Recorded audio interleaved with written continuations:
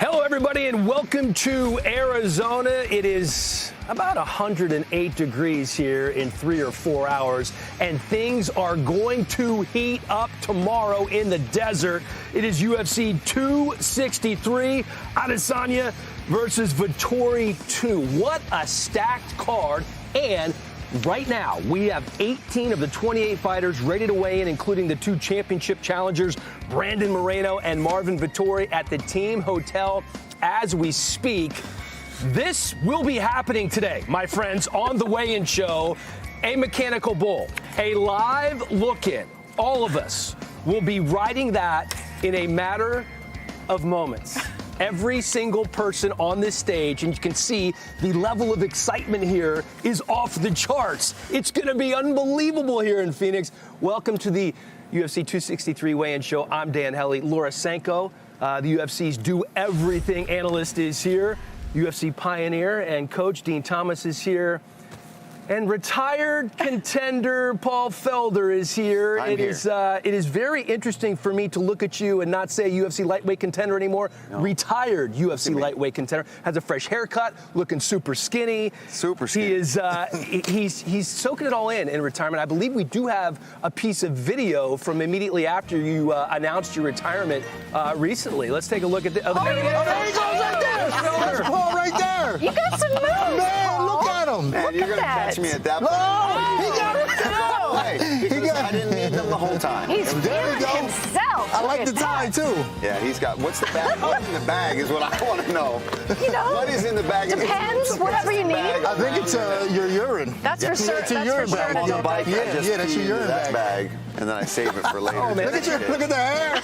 That's your triathlon hat, just in case you need it. And your sunglasses, those big sunglasses you like to wear. He's very aero, I want to hang out with that guy. Yeah, he's very aero. Is it weird yet? Being retired? Yeah.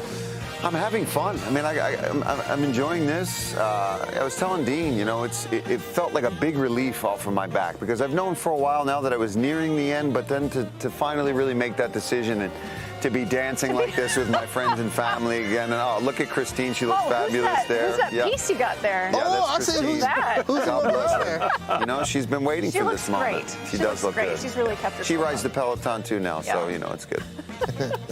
It is unbelievable. I knew it was going to start off with something like this. Did you know it was going to be this early as we take a look at what is on tap in UFC 263 coming up on Saturday, 6 p.m. Eastern time. You can watch the prelims on ESPN.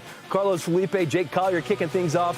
Fares Zayem, the 24-year-old Frenchman, taking on the 25-year-old Brazilian Luigi Vendramini. And then you have Chase Hooper. Speaking of young, it's his 4th UFC fight, just 21 years old. The prelims also going to be on ESPN. Movsar Evloev taking on Hakeem Dawodu. And then it's Lauren Murphy and Joanne Calderwood. Eric Anders, the former Alabama linebacker, taking on Darren Stewart. And Drew Dober and Brad Riddell. As for the main card, that starts at 10 o'clock. That is exactly 2 hours after Felder's bedtime. Oh. So I'm hoping he's going to be able to stay awake when he's calling the fight. This is stacked, folks. I mean, look, Nate Diaz fighting for the first time in a year and a half, taking on Leon Edwards. Cannot wait for that one. And then we have 2 championship bouts, Brandon Moreno, Davison Figueiredo, and Israel Adesanya defending his title against Marvin Vittori. Both of those are rematches. My goodness. And the man calling the fights, of course, is John Anik. He joins us now. Israel Adesanya, one of the most entertaining and unique fighters on the planet, has dominated in this division since he stepped foot into the UFC. When you look at him this week, what's crossing your mind with Izzy? Well, he seems to be in a great place physically and mentally, and it's always good to be with you fellas and ladies. But I think for Izzy, you know, there was some internal reluctance, I think, to take that Jan Blachowicz fight. As many of you know, an hour after he beat Paulo Costa, Eugene Bareman, his head coach, went full persuasion trying to get him to become a double champion. So now he's hit the reset button. He's coming off a loss for the first time in his mixed martial arts career. Granted, it happened at 205 pounds, but he reshuffled some things in terms of his strength and conditioning, and at least he told us in our fighter meeting he wants to put it on this man for 25 minutes. We'll see if he can get a finish, but he may just play the long game here Saturday night, Dano. John, Marvin Vittori going to be one of the first, if not the first, to weigh in. 20 fighters ready to go, and the Italian dream just oozing with confidence. Certainly not lacking in that area at all, is he? Yeah, and I think he does have other ways to win than just to make this a floor fight, but certainly that would appear to be the path of least resistance. The only thing I don't really love on the Vettori side is that he fought Kevin Holland just 9 weeks ago. So even though he has this reputation as a gym rat and a guy who's training, 365 days a year, to bite off this Adesanya challenge for the second time and only have 6 or 7 weeks to prepare, not ideal. So I do think that's a variable in the fight, and I think to sort of dismiss that as a factor would be a little bit ignorant. But man, in terms of championship hunger and drive and motivation, this dude's got it in droves. Yeah, speaking of championship hunger, Brandon Moreno has it. You believe that the appropriate work has been done, obviously facing a tough task once again. Yeah, I talked to his manager last night, and Brandon Moreno couldn't even enjoy his Christmas because he was so focused on the task at hand. It was sort of an interesting juxtaposition for their last fight. They had both fought 3 weeks prior, and as soon as that title fight happened, Brandon Moreno immediately went right back into training. He's in the best shape of his life. You can see in his neck, he's just a stronger man. He has more muscle mass, and there is no doubt that he is ready to present the best version. And if he can break through, you can't overstate what this is going to do for Mexico, the parades in Tijuana. This will be huge. He will become a millionaire and a global superstar if he can become the first Mexican-born UFC champion. And the first ever non-championship, non-main event, 5-round fight in history. Nate Diaz back in the building, taking on Leon Edwards. The 209 here once again, man. There was a lot of excitement surrounding this fight. Oh, there's no doubt about it. I mean, when Nate Diaz is on a pay-per-view, not a lot of fighters fall off. As you guys mentioned, we got 18 fighters ready to go because they want the rub. They want the Nate Diaz rub. Big picture, though, the odds makers suggest that he is firmly up against it in this matchup. Leon Edwards in that Bilal Muhammad fight looks so good. His hands look so fast. I really think that Nate's going to have to be on his toes early on and try to get a grip on what Leon's trying to do. I'm not going to sit here and tell you that Leon deserves the distinction as a 5 or 6 to 1 favorite, but Leon has been unbeatable for 6 years, and I think Nate has his hands full potentially tomorrow night. All right, John Anik, the voice of the UFC, thank you very much. And Nate doesn't want to hear anything negative at all. He wants to hear only positive thoughts. I cannot wait for that one. John, thanks, man. The weigh-in set to start here in just about 2.5 minutes. We have 20 fighters ready to go, including both championship contenders. And it wasn't that long ago that we saw Israel Adesanya and Marvin Vittori fighting in this very building. Felder, we'll start with you since you're the old guy in the building, the newly retired one. So many ways you can go with this. Obviously, we've seen what's happened the first time around. Yeah. It was close, maybe not quite as close as Vettori thought. Yeah. But when you break this fight down, what are you looking at?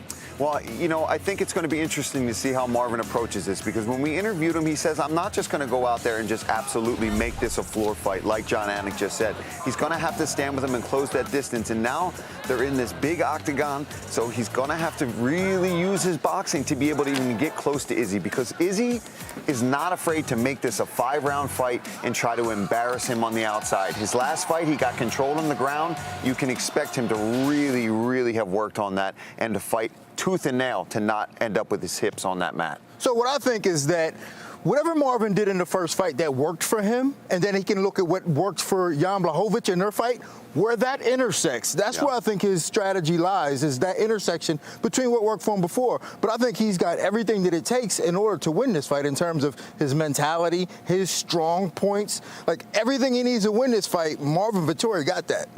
Absolutely. And, when you look at the evolution of both of these guys, each of them has evolved in their own respective departments. But the ways in which they have evolved really play to their opponents', maybe not weaknesses, maybe that's the wrong word there, but where they might look to improve. So I'm fascinated to see, this coming full circle 3 years later. And to me, one of the things we got to talk about is the fact that Izzy's mystique is now gone. That the first loss, the first time you take that L, do you bounce back? Do you come back better? Or is this idea that Izzy is completely unbeatable now off the table, and we're going to see, some new strategies from his opponents? I'm so curious to see what he takes from that Jan Blachowicz fight. Do you change your game a lot, a little? Do you just find a couple little things that he did well? What do you do if you're Marvin? No, so here's the thing, is that a lot of people will blame that fight on the weight.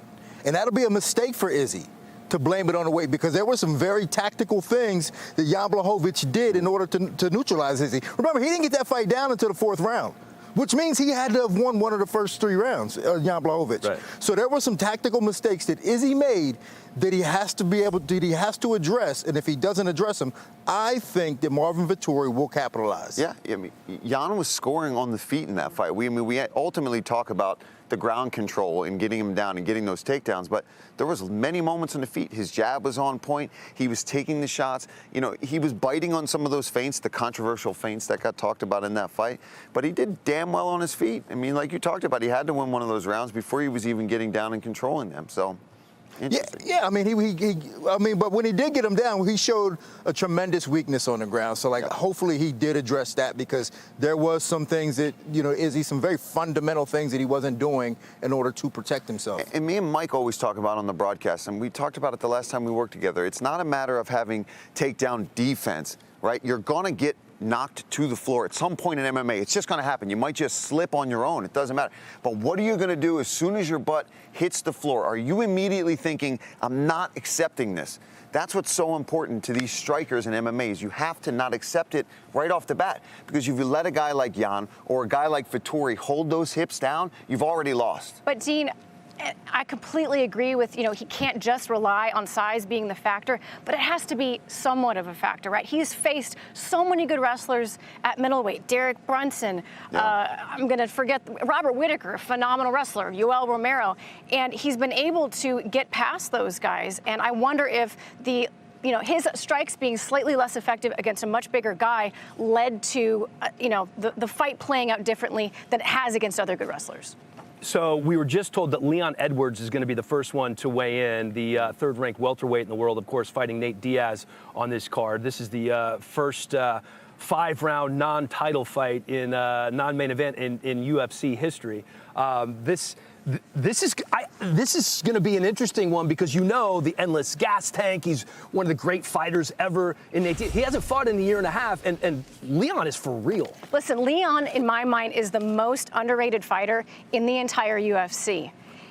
Leon's coming up to the scales here, so let's look. But he's one of the most underrated fighters. He can do it all. Third-ranked contender, Leon Rocky Edwards.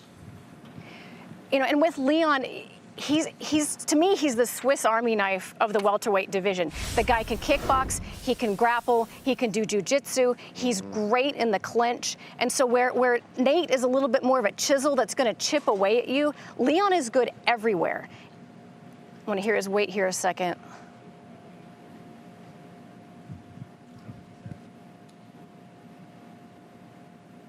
$170 and 1/2 pounds, the official weight for Leon Edwards. Nice. 170 and a half for Leon. And the point of him being so well-rounded is that there's no obvious path to victory for any of his opponents. You don't go in there saying, oh, I'm going to grapple, like we're talking about with the main event. He doesn't present a path for anybody. But Nate Diaz, man, the guy is a star for a reason. He has a way of putting on pressure through volume that I think is unparalleled in the UFC, and he's just a really unique look for anybody. Yeah, I said it like this, Leon Edwards, to me, is going to beat Nate to death for 5 rounds and win, or beat him to death for 5 rounds and then lose. Because Nate Diaz is that durable, that tough, and can come back. But for whatever reason, I think that Leon Edwards is just, like you said, he is the Swiss Army knife. when you look at his skill set, he's long, he's got the body, he's got everything that it takes in order to be champion.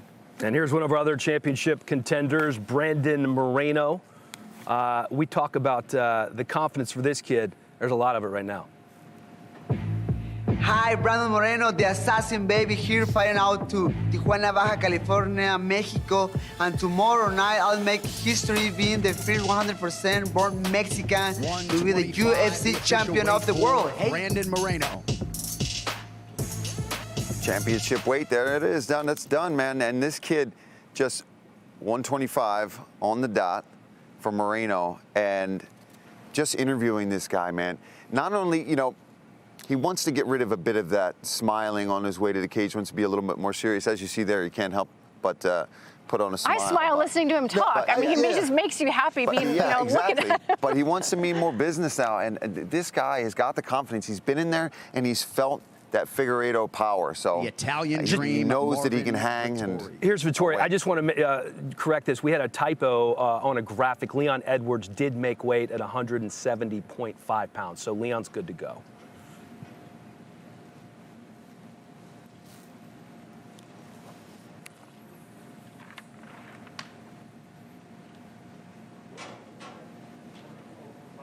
184 1/2 pounds, the official weight for Marvin Vittori.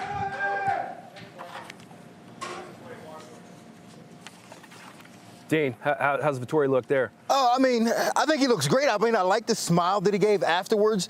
I mean, he doesn't look like he's too drawn out. He looks like he's very well prepared. He looks confident. I think he looks phenomenal right now. I mean, this is... Yeah, he doesn't look sucked out at all. He doesn't look sucked out. And But he's still thirsty, though. Yeah, oh, for sure. I got thirsty just watching these guys right now. Getting thirsty. Matt Fravolo, he looks good up there. This kid is pure action. He does not know 155, the official weight for Matt Fravolo. 155 on the dot. And this kid brings it, man. The kid can wrestle. He's got good submissions from the top. He gets a little bit reckless on the feet. So when he starts really just honing in his boxing and being a little bit more calculated on his feet, because he's got the power to put people down. We've seen that. All right, next fighter to the scale, one half of the feature, prelim live on ESPN in the UFC's lightweight division. The Venata fight was madness. That was a crazy Well, fight. he had 3 fights canceled last year because of COVID. Then he had a broken foot. Here's Drew Dober here, Laura. Oh, sorry. Go ahead, guys. No, you're good. You're good. You got to love Drew Doberman. I've been watching Drew since back in But his legs are so small. He does have Christmas hams for calves. I mean, that has to be noted. Thank you for bringing that up, Paul. That was my first thing I wanted to talk about with Drew Doberman. It's very important. No, he's got such phenomenal fundamentals. 154, another fighter that really is the official good everywhere. weight for Drew Dober. 154 for Drew Dober there in terms of the weight, but he's got 11 career knockouts, and I feel like certainly within the most recent years, he's found his power. He's really started to land that left hand. He's always got, pretty decent wrestling. He ran into a buzzsaw in Islam Makhachev, but if DC was here, he would tell us all, of course, the best lightweight in the UFC. So not a bad loss. Not a bad loss at all. I know, right? Like, he ain't got no shame. It's like, Paul, you're good, but I mean, this guy. And by the way, before that, a couple of stoppage wins and a pair of performance of the night bonuses. Yeah, he's been on a tear for sure. Alexis Davis here, Dean. So when we talk about women's MMA and the pioneers who helped build it, you can absolutely not leave Alexis Davis's name out of that conversation. She was the first Canadian female to fight in the UFC. I mean, this girl, she's been around here. She's fought everybody. She not only has a win over Amanda Nunes, but she stopped Amanda Nunes in the second round. Black belt in Brazilian Jiu-Jitsu, just a veteran of the game. She's a very special athlete. I'm very much looking forward to what she brings to the table. And she's been fighting since 134 1/2 pounds, the official weight for Alexis Davis. That's a crazy advantage for her to have in the women's division. Yeah, it is. Yeah, one of the most experienced females on the UFC roster. Yeah, very durable, too. And she can, All right, next stand and fighter bang. to the It could be a scale. He wrestling is the match, kind of goes 15th anywhere. ranked featherweight in the world at present, Mean Hakeem Dawodu. And this is Hakeem Dawodu going to be kicking off our prelims, taking on Movsar Evloev, Dean. And I love the way you say kicking off because he's a multiple-time kickboxing champion. He has a record of 12-1. I mean, he's an absolute stud. He doesn't think Movsar is a true featherweight. So he says as soon as he hits him with his power, the whole game is going to change.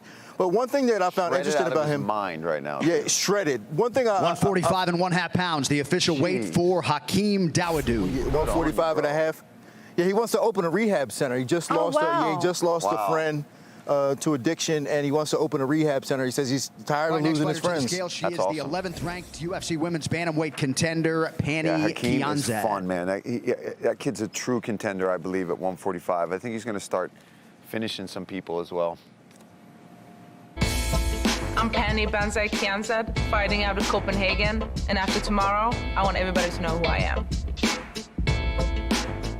Best hair in the women's bantamweight division, no doubt.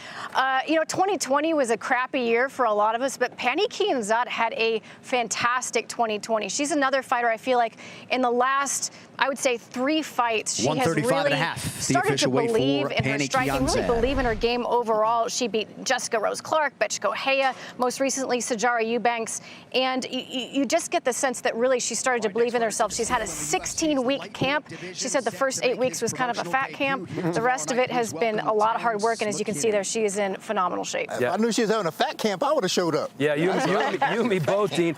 Brandon Moreno, by the way, going to be joining us live here in just a couple of minutes. This is Terrence Mckinney, who, by the way, has been pretty busy lately. Yes, I called his fight last week. That's crazy. Today, last week. I mean, this kid 155 and a half. So the official exciting. weight for Terrence 155 and a half. McKinney. And I got to tell you something. He scored another phenomenal first-round knockout. That's 3 first-round knockouts in a row. But he has got to step up to this fight because he is so wild. Yeah. He's going to have to contain himself a little bit. Hone it in a bit. Pull Especially it a little bit. With that crowd, your oh my gosh. Oh man, But he's got the tool set, Paul. He's got the tool set. Right. He just got to get But it that under first control. one, man, it's almost like do as little as you can, and you're already probably doing too much out there. Because what you're really going to do with the adrenaline is going to be through the roof. Yep. And here's Bilal Muhammad. Bilal.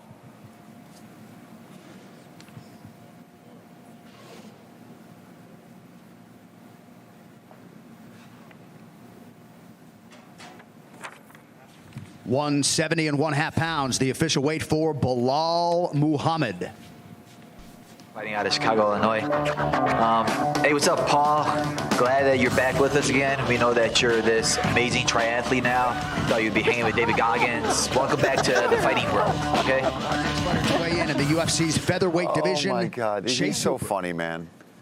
You know this guy well, training with him for a long time. Oh, he's so amazing. He's such an amazing training partner, first of all, and a human being, but so talented, so tricky on the feet, and so good on the ground.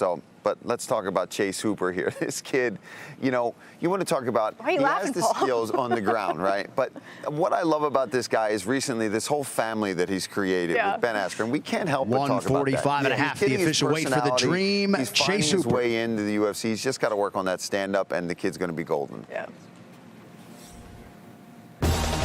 Hey, Chase Hooper here, fighting out of Enumclaw, Washington. Looking for the big finish tomorrow night, and then I'm gonna go get some dinner. Believe it or not, I'm not Sean O'Malley. I'm just the other good-looking curly hair guy without tattoos or dyed hair. He looks like the nerd in any teen movie. Any kid can play Spider-Man. Yeah. That kid has heart for days, though. in Heart any for teen days, and movie. he's nasty on the ground. So funny. So freaking funny. And this is Jamal Hill, Dean. Osenko, I'm sorry. No, it's all good. It is all good. I am super excited to see this fight. I mean, Jamal Hill coming off the Contender Series, he has looked absolutely phenomenal so far in the UFC. He's still unbeaten, 8-0, 205 I and believe. 1/2 pounds, the official weight for Jamal. And this is a big fight for him. Hill. I mean, he's got such a wild style of striking on the feet. He's a little unpredictable, kind of like, I don't know, he brings a little street when he's in there boxing, throwing hands. Ghetto boxing. I mean, but it works for him, right? I mean, you wouldn't necessarily teach the technique, but if it works, then it's correct, as they say. And he's doing phenomenal so far. Now, this is Movsar Evloev, the 27-year-old Russian, 14-0 as a pro. Undefeated. That's right. He's undefeated. He also earned the rank of master in sport in Greco-Roman wrestling in Russia. So, I mean, that's a crazy accomplishment in itself. But he also was a former champion in a different organization. So, I mean, we're talking about a guy who's going to be very difficult to deal with, a very tough puzzle to solve. I mean, they say he doesn't. 145 and a half, the official weight for Movsar Evloev. 145 and a half, and they criticize him saying he's not a finisher, but he has a 50% finishing rate, which is solid to me. Yeah. Yeah, I mean, you get to the big leagues, you get to the UFC, you get these solid opponents. You got to win these fights. It's not that he's going out there and not trying to finish people. I watched his last fight. I called it, I believe.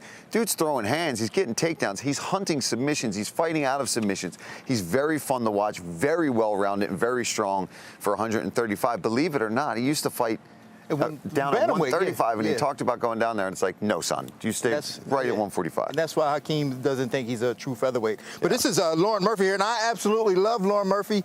I brought her into camp with us in St. Louis. She trained with Jillian Robertson, and she's an absolute sweetheart of a person. And she's doing her camps differently now. She used to train in one place, but now what she did was she assembled a team of coaches in the Houston area all around her. So she says she wants to get the best from everybody and bring in training partners. 125.5, the official weight for Lauren Murphy. And 125.5. Yeah, so I'm interested to see how she pulls this together. My name is Lauren Murphy. I'm fighting out of Houston, Texas. I have the best team in the world around me, and I'm going to be looking to make them proud by getting a finish in this fight. And Dean, after I get this victory, I'm going to go home, and I'm going to need some of those deep-fried Oreo recipes because we are going to be celebrating in Houston. See that? Hold on. What? Everybody want my deep-fried Oreos. I want your deep-fried Oreo recipe. Next time I'm gonna bring my deep fry and we're gonna make some Oreos All here. right. Take Paul that. Craig. Yeah, the Scottish submission specialist. Let's see what he weighs. Paul, I know, doesn't cut a ton of weight for this weight class. He likes to come in feeling healthy, especially being the grappler that he is. This dude is so good off the back. I was actually just watching something John Gooden posted where they were showing him 204.5, the official weight for Paul Craig. Super Cross slick. grab, and that's the kind of grappler he is. Paul does not shy away from knowing that he likes to fight off of his back, and that's where he's a submission threat. Paul Beardrew Craig, fighting out of Scottish Hit Squad, Scotland. And on Saturday night, we're going to see a second round submission via triangle choke. I love the accent. I do too. Yeah. Paul Craig. Can't understand a word of it though. Yeah. But I love it. I fought over there. You can't. You can't understand nothing. Oh my gosh, I'm excited to see this fight with Faraz 156 pounds, the He official weight represents for France. He is a K1 champion, and so far he's been matched up with guys where he's had to do a lot of defensive wrestling in his first couple of fights. He's a finisher. He's finished 9 of his 11 wins. Debut didn't go his way, but last October he had a great fight, and he really doesn't rate the kickboxing of Vendramini, who he's facing tomorrow night. So I think we're going to see an interesting stand-up war there. Absolutely. Yeah, coming off his first UFC win last October against Jamie Mullarkey. And here is Nate Diaz.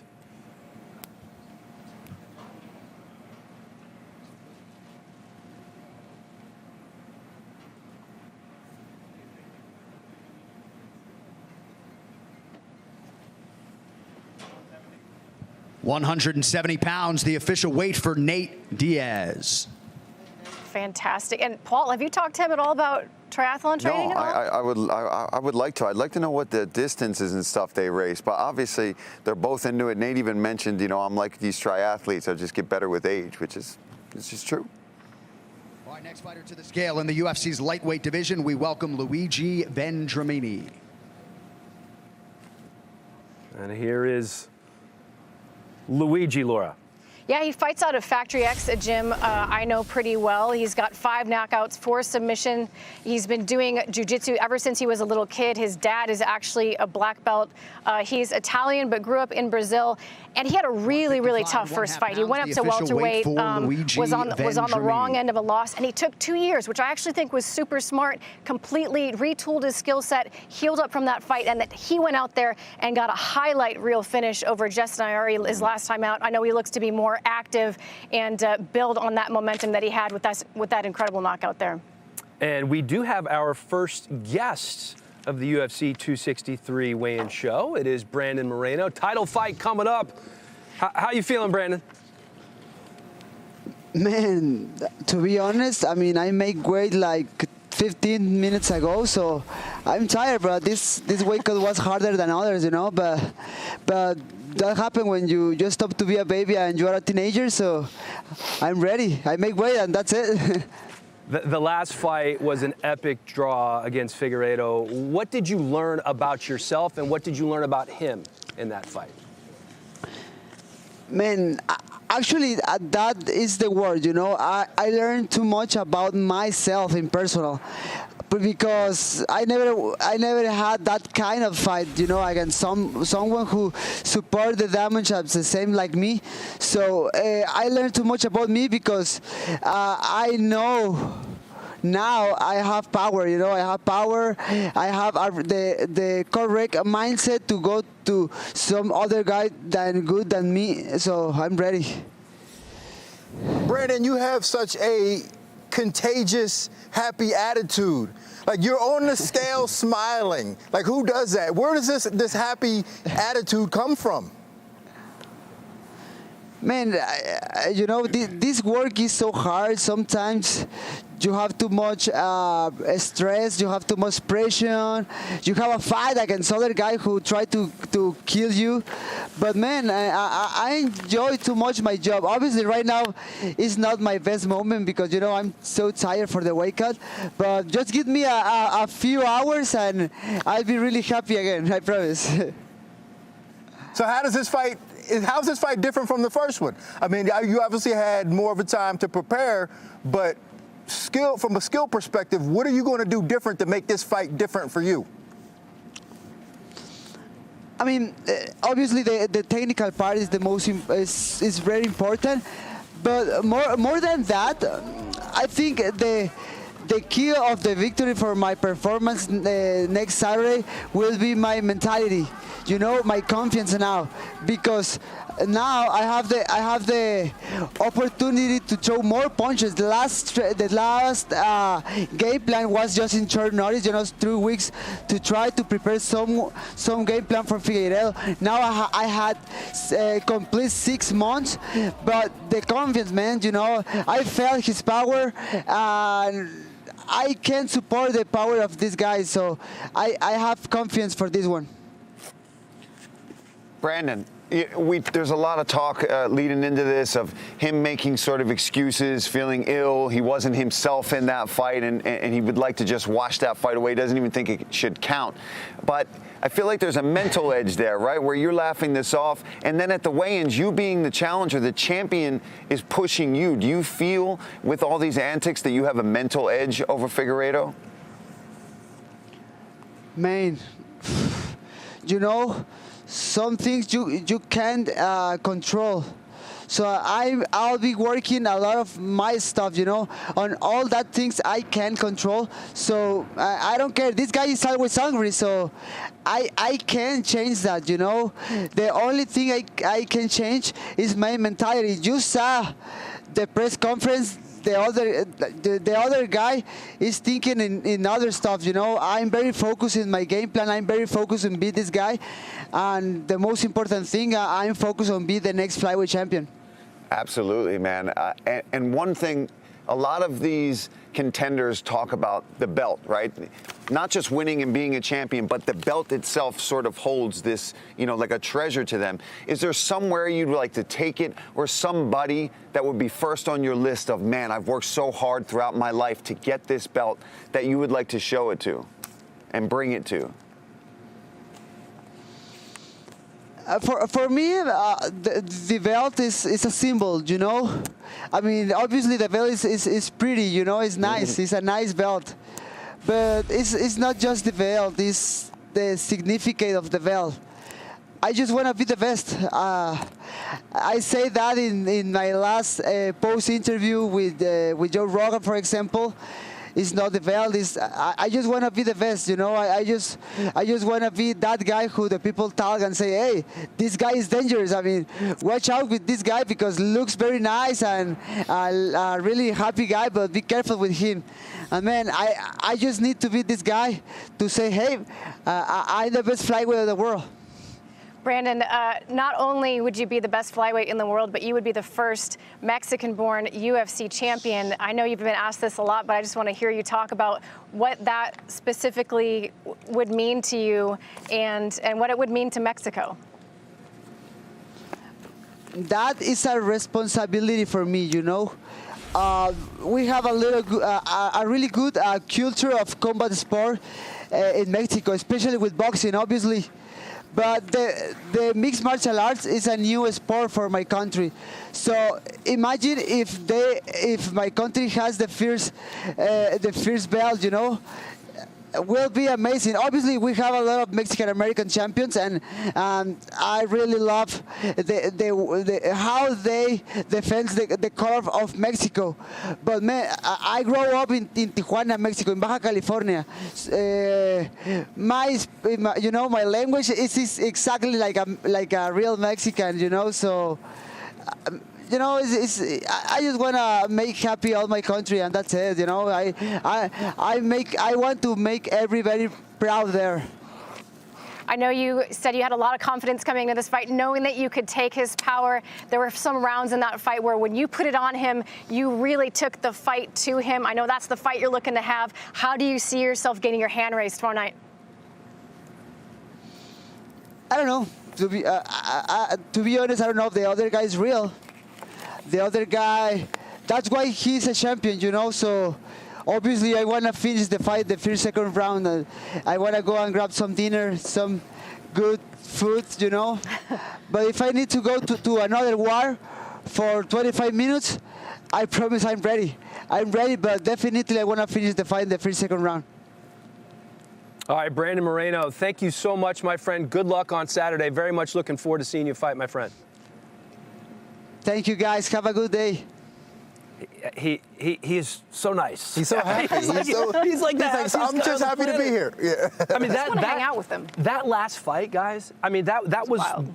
One of the greatest fights in flyweight history, and it was on short notice, and it was a draw. Because they're able to have a full camp this time around, is that more advantageous to one guy over the other, Dean? Well, I mean, kind of yes and no. I mean, when you think about it, like, it depends on the fighter and what they do outside of camp anyway. But, you know, a fighter like Brandon Moreno, who is an overachiever, I think on The Ultimate Fighter, he was like picked last. And like to come from that, then to build himself up, put himself in a position to fight for the title on short notice and have the mental fortitude to still be able to go out there and give such a dominant champ a run for his money the way he did was incredible. But now he has 6 weeks to prepare for it. So you don't know what you're going to get, but you know it's going to be whatever it is, you know it's going to be good because he had 6 weeks in order to do it. Yeah, I think if I had to pick, I do think it would favor Figueiredo just a little bit because he's such a big flyweight. I know he cuts a ton of weight, so for him to do that, and I'm not making any excuses for that first fight, but I know how big that guy gets. I've seen him outside of camp. He's a large flyweight. So for him to be able to slowly get down there, do it healthy, have a full camp to really push the cardio because he's such a big power puncher. Anytime you get these guys that swing with absolutely everything in them, they need that conditioning time. They need that. So I think for him to have that time to be like, all right, now I'm ready to go in there and throw these punches for 25 minutes, I think that benefits him. All right, I believe we have another title contender joining us now, Marvin Vittori, the Italian Dream, looking oh so serious after you make weight. My friend, it's a little hotter here than it is in Huntington Beach, huh? Yeah, I mean, I didn't really get to get out that much, but yeah, it's definitely dry and yeah, a little bit hotter, but you know, it doesn't matter. Speaking of hot, it was hot at the press conference yesterday. Did you enjoy that back and forth?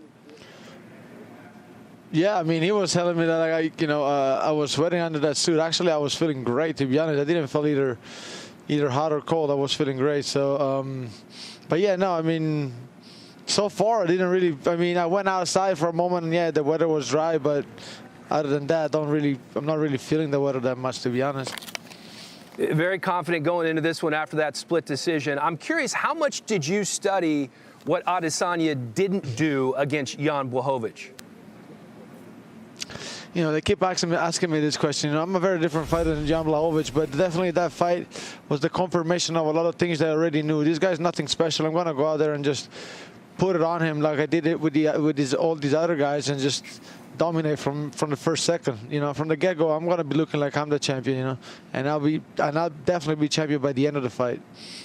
You know, the narrative coming out of your first fight with Israel Adesanya was that if there had been a fourth round, it might have started to look a lot like the third round that you had against Israel. And coupled again with what Dan just said about his fight with Jan, how confident are you coming into this fight that this fight is going to look a lot different than your first fight with Izzy? Very confident. I'm going to smash this guy, man. This guy has nothing for me. He's going to be so frustrated from the get-go that he's not going to be able to do nothing to me. And then he's going to do mistakes, and I'm going to capitalize on those mistakes. I'm very confident going into this fight. Before we started talking to you, we were talking a little bit about your evolution, and I thought it was interesting at the press conference yesterday when you said that Izzy has gotten sharper, but he hasn't necessarily evolved. And I was wondering if you could just kind of elaborate on that, because we certainly see the evolutions in your game. Yeah, what do you see him doing different than he's always been doing? He does nothing different. He does what I'm saying. He might have got sharper. He might have gotten sharper on the things that he's always done. But he didn't add nothing. His game is always the same. That's what I'm saying. And when they talk about me, they're so off track, and I love that. I don't even want to, I don't want to even give them tips on how they should think, because, they're going to find out in the cage. Marvin, you fought Kevin Holland just 9 weeks ago. To me, I felt like that was a blessing in disguise to be able to get that fight with a guy who is long and rangy and can fight from a distance. What did you take away from that fight, fighting him? Yes and no, because, man, Kevin Holland is just a weird guy, and he doesn't play by the rules at all. So it was actually like, yes, good, he's an orthodox guy with like a very long reach, but, it's really it's a very different game than Israel has. But still, man, like I knew going in, I have to stick to the fundamentals. I'm just the superior fighter. I can mix it up better. I have the more complete skill set, and there's nobody that can match that. Now, you are by far one of the most intense guys in all of MMA. I remember when you were fighting Carl Roberson and he pulled out of the fight, you were still in the dressing room working out, still mad at him. Where does this intensity come from? I'm businessman. This is my life. I don't play with this shit. That's why you don't see me like, if it's outside or things like this, like when it gets like, in those situations where I can get pulled from the fight and things like this, I'm not gonna risk it. You're not gonna see me punching the guy in the press conference or things like this. But like, I want to eat him with my eyes when I see him. I want to look through his soul and just eat him, like tame this motherfucker. Like that's what I want to do. I want to eat him alive. Well, Marvin, we talk to a lot of fighters who fight for their countries and they want to be the first champion. What does it mean to potentially be the first Italian champion? Everything, man. Like, I've been doing this for me, for my family, and for my country. Like, like I was saying, how many people ask me how many you want to prove people wrong, but it's actually about proving people right. Like all the people that have been supporting me throughout these years, like that's what I want to. That's why I do it the most. Like my mom, like I left my family all for this, and it's been years and years and years of hard training. Like and like blood and tears that I have to make it all worth it, and this tomorrow is the day that I make it all worth it for.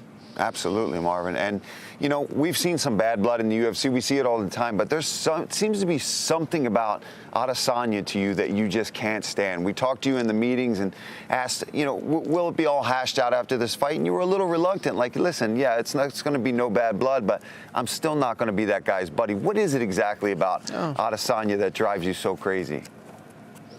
It's fake. It doesn't drive me crazy. It's just fake. He's just a fake guy. I don't like fakeness. There's too much fakeness in this world nowadays. I don't stand. I stand by the opposite. I stand for the opposite values. Like, this is fake. He believed into his own into his own fake story, and he's all character. His own story is fake. Everything about him is fake. And I can't stand that.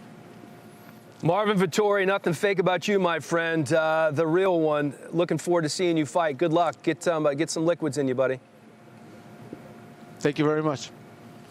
I mean, that was some Tyson stuff. I want to look through his soul and I'm just alive. eat him. I don't know if I should have asked him that question. No, I think that was great. You got something out of him. Oh my God! I felt uncomfortable there for a minute. I loved it, man. He is an intense dude. Let's take a little bit deeper dive into the man we just talked to. The biggest quality that a fighter can have is to adapt in the moment of need. So I stepped it up in every area. There will be no stone unturned.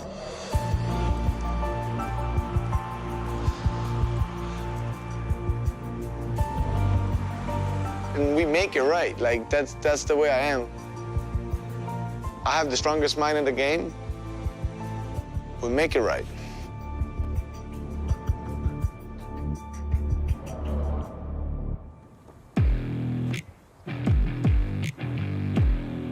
Taking it all in, is Marvin the Italian Dream Vittori.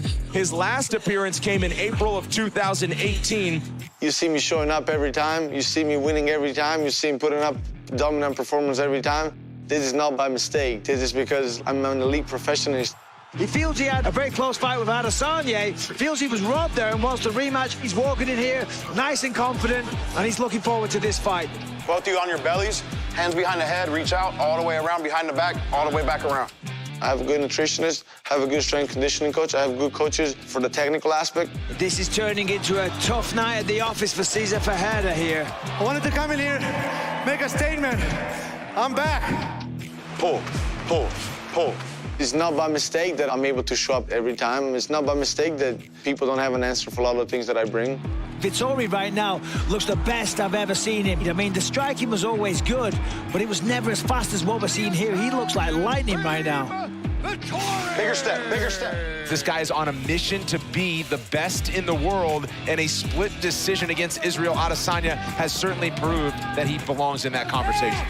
It's not by mistake that you see me going back-to-back 2 main events, 5 5-minute rounds, and just put on dominant performances. I'm unstoppable. Marvin Vittori, consecutive wins have him on the cusp of his first UFC championship opportunity. Ready? 3, 2, 1, go! This is everything I work for.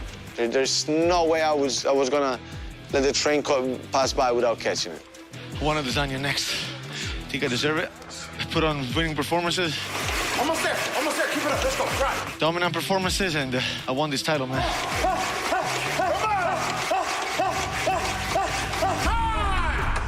Destroyed him. Wow, that dude is intense, man. That was a fun interview. I'm wondering, it's local time here. It's almost 9:36. So I'm assuming, Felder, you've already had lunch since you're retired, right? The dinner will be coming up around 3. Oh, the old guy stuff. Pops. What's up, Pops? The old guy stuff. Listen. Yeah, I need a snack. Listen, I know you My need. blood sugar's low. And here, I don't know if you know this, but as you age, as you get older, bowel health is super, super important. It also becomes a major topic of conversation amongst people who are retired, your age. Yeah. Exactly. So I bought you a bran muffin. Oh, my got you a little gosh. snacky snack. Yeah, that'll help keep things moving. Yes. You know? Yep. You don't want to get clogged up. This actually looks That's really the good. worst. I'm kind of hungry right now, so I never thought we'd be talking about bowel health I did. on the weigh-in show. Well, we have to, really. I mean, it's Are you going to take a bite of that right now? Should I take a bite? Take a bite of it. There's And nothing put in Paul, this, I'm is there? sorry I didn't bring the prune juice for you to wash that down with. I'm sorry about that. That actually looks really good. That'll be good. I actually like the unsweetened cranberry juice. It's just bitter enough. You know? I hope there's a bathroom very Your near us kidneys. right now because And I I used to think cut a lot of Felder's going to be weight, so. disappearing. In just I do have to pee. I'm going to tell you that live on television. Well, don't take too big of a bite because you need to tell us a little bit about Joanne Calderwood here, who's weighing in right now. Love Joanne for one reason. A lot of reasons. But she did not have to take that Maia fight, right? She had her shot, but had to wait. But she is such a fighter. She likes to stay busy. She likes to stay active. 125, the official All right, weight for perfect. I got JoJo, nervous Joanne there. She had a Calderwood. look Yeah, on she had a her look face on her like she face, wasn't I going to thought, make it. yeah. And she bounced back really strong after that loss. It did not go her way, but she got right back on track, beating Jessica Ai in an awesome, fun fight. She was a little disappointed that it was as close as it was in her words, but so exciting. Love her clinch game. That whole division is close. Yeah, true. And here goes the man they call the dentist. I love this guy. You know, he's one of my favorite guys to follow on Instagram because he dances. In fact, he learned how to salsa dance because his wife is from Ecuador. But he is happy to be taking this fight at 205, he said, because he said bring on all the rice, all the peas, and all the jerk chicken because he's so happy. He feels like this is the fight he's been wanting, and now he gets to do it at 205. He gets to try to avenge that, I guess, 204 and a half, the official weight for the dentist, Darren Stewart. But yeah, he gets to avenge that illegal knee and get to fight Eric Anders. He looks good at 205. Yeah, he does. He looks great. Well, he used to fight it. He fought at heavyweight before. Yeah. His opponent, He's fun, man. He's slugfest. He actually asked for this fight at 205, and here is Eric Anders, the former Alabama linebacker. Anders, by the way, did say he would have fought him at either weight class. I'm sure he's not mad about 205, but he, like you said, played for Nick Saban, 2009 national champ at University of Alabama. He's got 8 wins by KO. He did this fight in 205 pounds, the official weight for Eric He Anders. said that this was one of the toughest camps he's ever had. He missed his 5th year anniversary with his wife, so he expects to get beat down by his wife when he gets home. So like that's where She's a badass, by the way. I don't know if you've ever seen her. She is shredded. And we had an after party together in Houston, and he's such a fun guy to hang out with. Yeah. It took almost 39 minutes into the show to hear about your after party for the first time, because we're having another one, right? Yeah, we're having another one. Okay. We're having another after party every show. Let's talk about Carlos Felipe first, though, guys. Believe it or not, I'm telling you what, guys, looks can be deceiving. This guy is one of the most athletic heavyweights that you will see. He's got phenomenal cardio. He's got really technical striking. He's 10-1 overall, 6 wins by first-round knockout. He's coming into this fight on back-to-back wins. He struggled a little bit in the grappling against Sergey Spivak, but when you match him up with another guy who's going to trade hands with him, he's a hard out for anybody in that division, and I really like this guy. Great fight IQ at the heavyweight division. Yeah, watching him reminds me of when you see those big, huge NFL linemen. And then they go on a basketball court. You're like, whoa, that's a nice crossover dribble. Dunk. Yeah. Exactly. Did Paul just take his teeth out to eat that bran muffin? Is that what just happened? I think Paul just took his teeth out to eat the bran muffin. Anyway, Jake Collier stepping on the scale. Now listen, obviously this was not Jake Collier's first weight class here in the UFC. He's moved up a little bit, but his last fight, he was moving around. He had a good stand-up battle.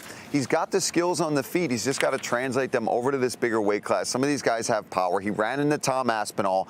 That's a problem for most heavyweights that run into Tom Aspinall. But now, back in the win column, trying to keep things going. Always a fun fight with Jake Collier.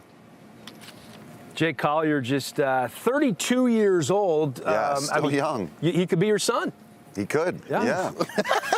He's got a similar look. You think about it. I mean, now that you're retired and a grandparent and eating bran muffins, you do need something to wash that bran muffin down with, I would expect. I know, man.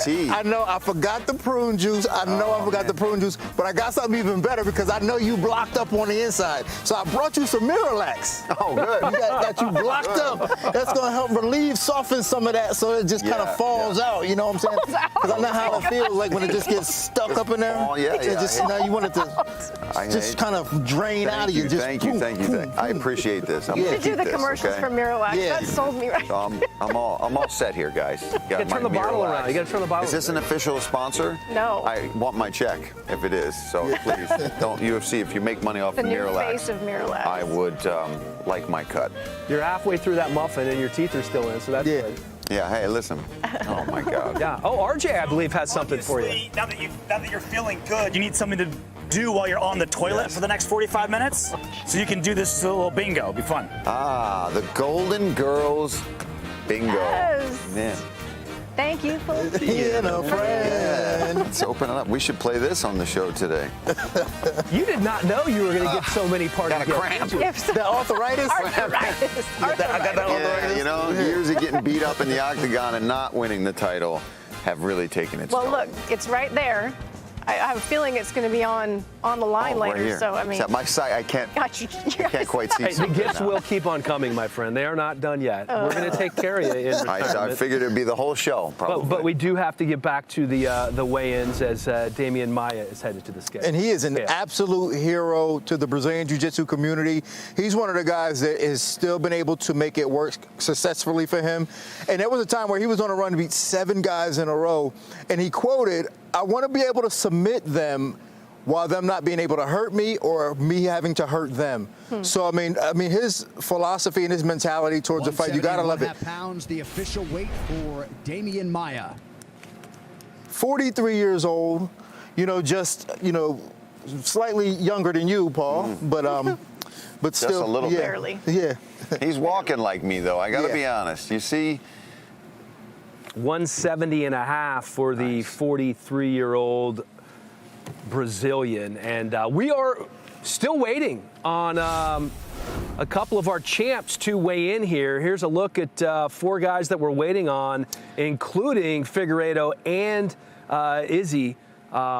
Should we be concerned that they haven't weighed in yet, Laura? I would probably have the most concern about Davis and Figueiredo. Oh, yeah. I mean, he makes a massive cut to 125, and I don't know if you guys saw, but in the embedded, he's doing sprints on, that would have been Monday, in plastics. And I'm not, listen, he's doing it, I'm not doing it, but the Brazilians in general have a very old school style of cutting weight. Yep. In my opinion, they make it harder sometimes than they need to. And he's got a hard enough cut as it is. So yeah, that one worries me just a little bit. Yeah.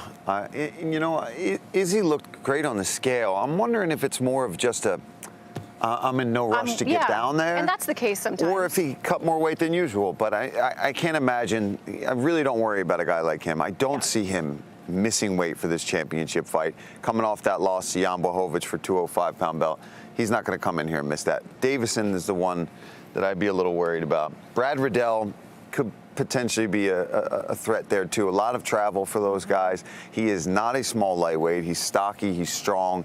I know he probably cuts a good bit of weight. So Peterson as well. I saw him downstairs the other day with his shirt off in the middle of what looked like a cut in the middle of the day, and probably checking his weight by the workout room. So yeah, I'd have a lot of concern on most of these except for maybe the champion. Yeah, but you know what? Like, excuse me, Israel.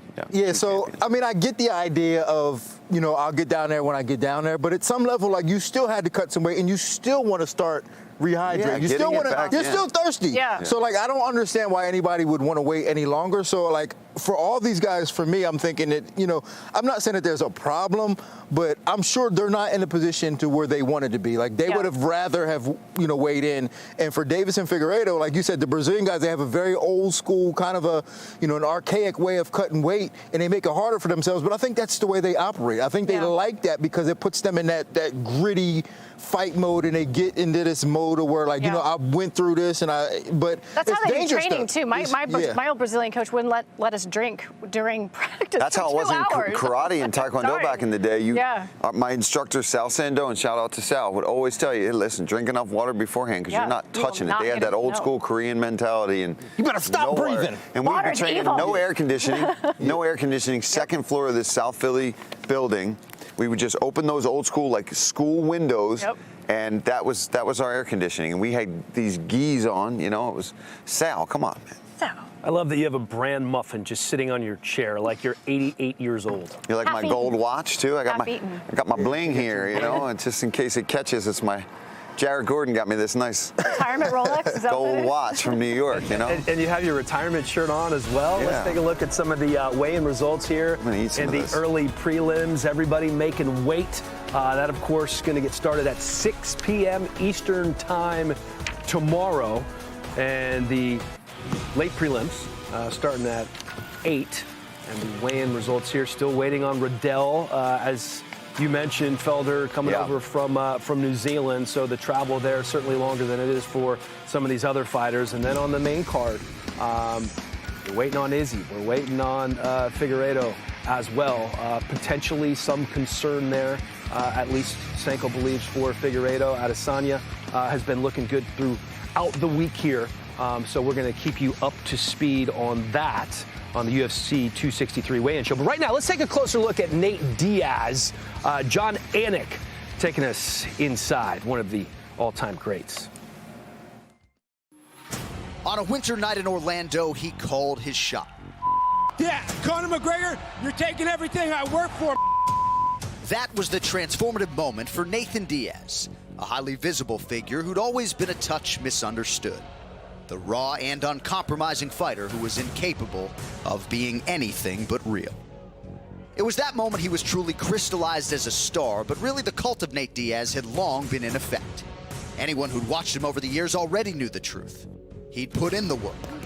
He pried open the fight game's imagination because of who he is. He's about the we and not the me, the collective. His loyalty to Cesar Gracie has been legendary. Cesar Gracie, fight team all the way. Gracie Jiu-Jitsu, Stockton, California, baby, you already know what's up. Same with the love he has for his brother Nick. There's always a sense Nate viewed himself as Nick's younger brother. It's Nick Diaz Army. And it didn't bother him at all. He's always treated it like the badge of honor that it is, and the greatest gift he'd ever known. The mixed martial arts master, Nick Diaz. No one can top this man right here. But as we came to understand him, every detail of his life began to add up to something special. Someone who could captivate the masses like he did when he arrived on the scene during the Ultimate Fighter 5. By the time he'd won it, you knew Nate was his own man. Through it all, he's never wanted to escape the shadow of Nick, instead wanting that shadow to loom like a caution that all the mean mugging was an extension of the bloodline itself. That the 209 wasn't just a number. Stockton, California wasn't just a place on the map. That jiu-jitsu was life. Over the years, he's done the impossible. Nate Diaz has done it! He's become the essence of what it means to be a fighter.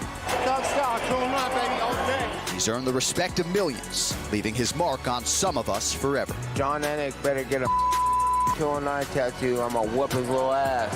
He's let the world know that fighting is an attitude. Double fingers and a fully locked and drop. It is all over! That you should push back whenever possible. He's won big fights. Man! Combination by Nate Diaz. He's had crazy years and been through trying times. Yet he's never anything other than who he is. My whole team will beat your whole team's ass. How about that? That's what made his rivalry with Conor McGregor so enormous. That's it! He's got the shot! Nate Diaz! He tapped! He has done it! He tapped! His insubordination to everything as it was. He called his shot and backed it up. Hey, I'm not surprised. McGregor helped bring Nathan Diaz into focus, but he'd been there the entire time. And even when the series was knotted up in the historic record-breaking rematch, he came back in style. His fight with Anthony Pettis after 3 years away was as the return of a hero. When he won, he kept it real again. Jorge Masvidal had a good last fight. So I know my man's a gangster, but he ain't no West Coast gangster. So real that what he had in mind materialized in the biggest way possible. Madison Square Garden, fighting for the BMF title. He hasn't just pried open the fight game's imagination by calling his shots. At some point, he became the fight game's imagination. The great orchestrator of his own destiny, the heart of the 209, and the defiance to be who he's always been, which is the realest of the real.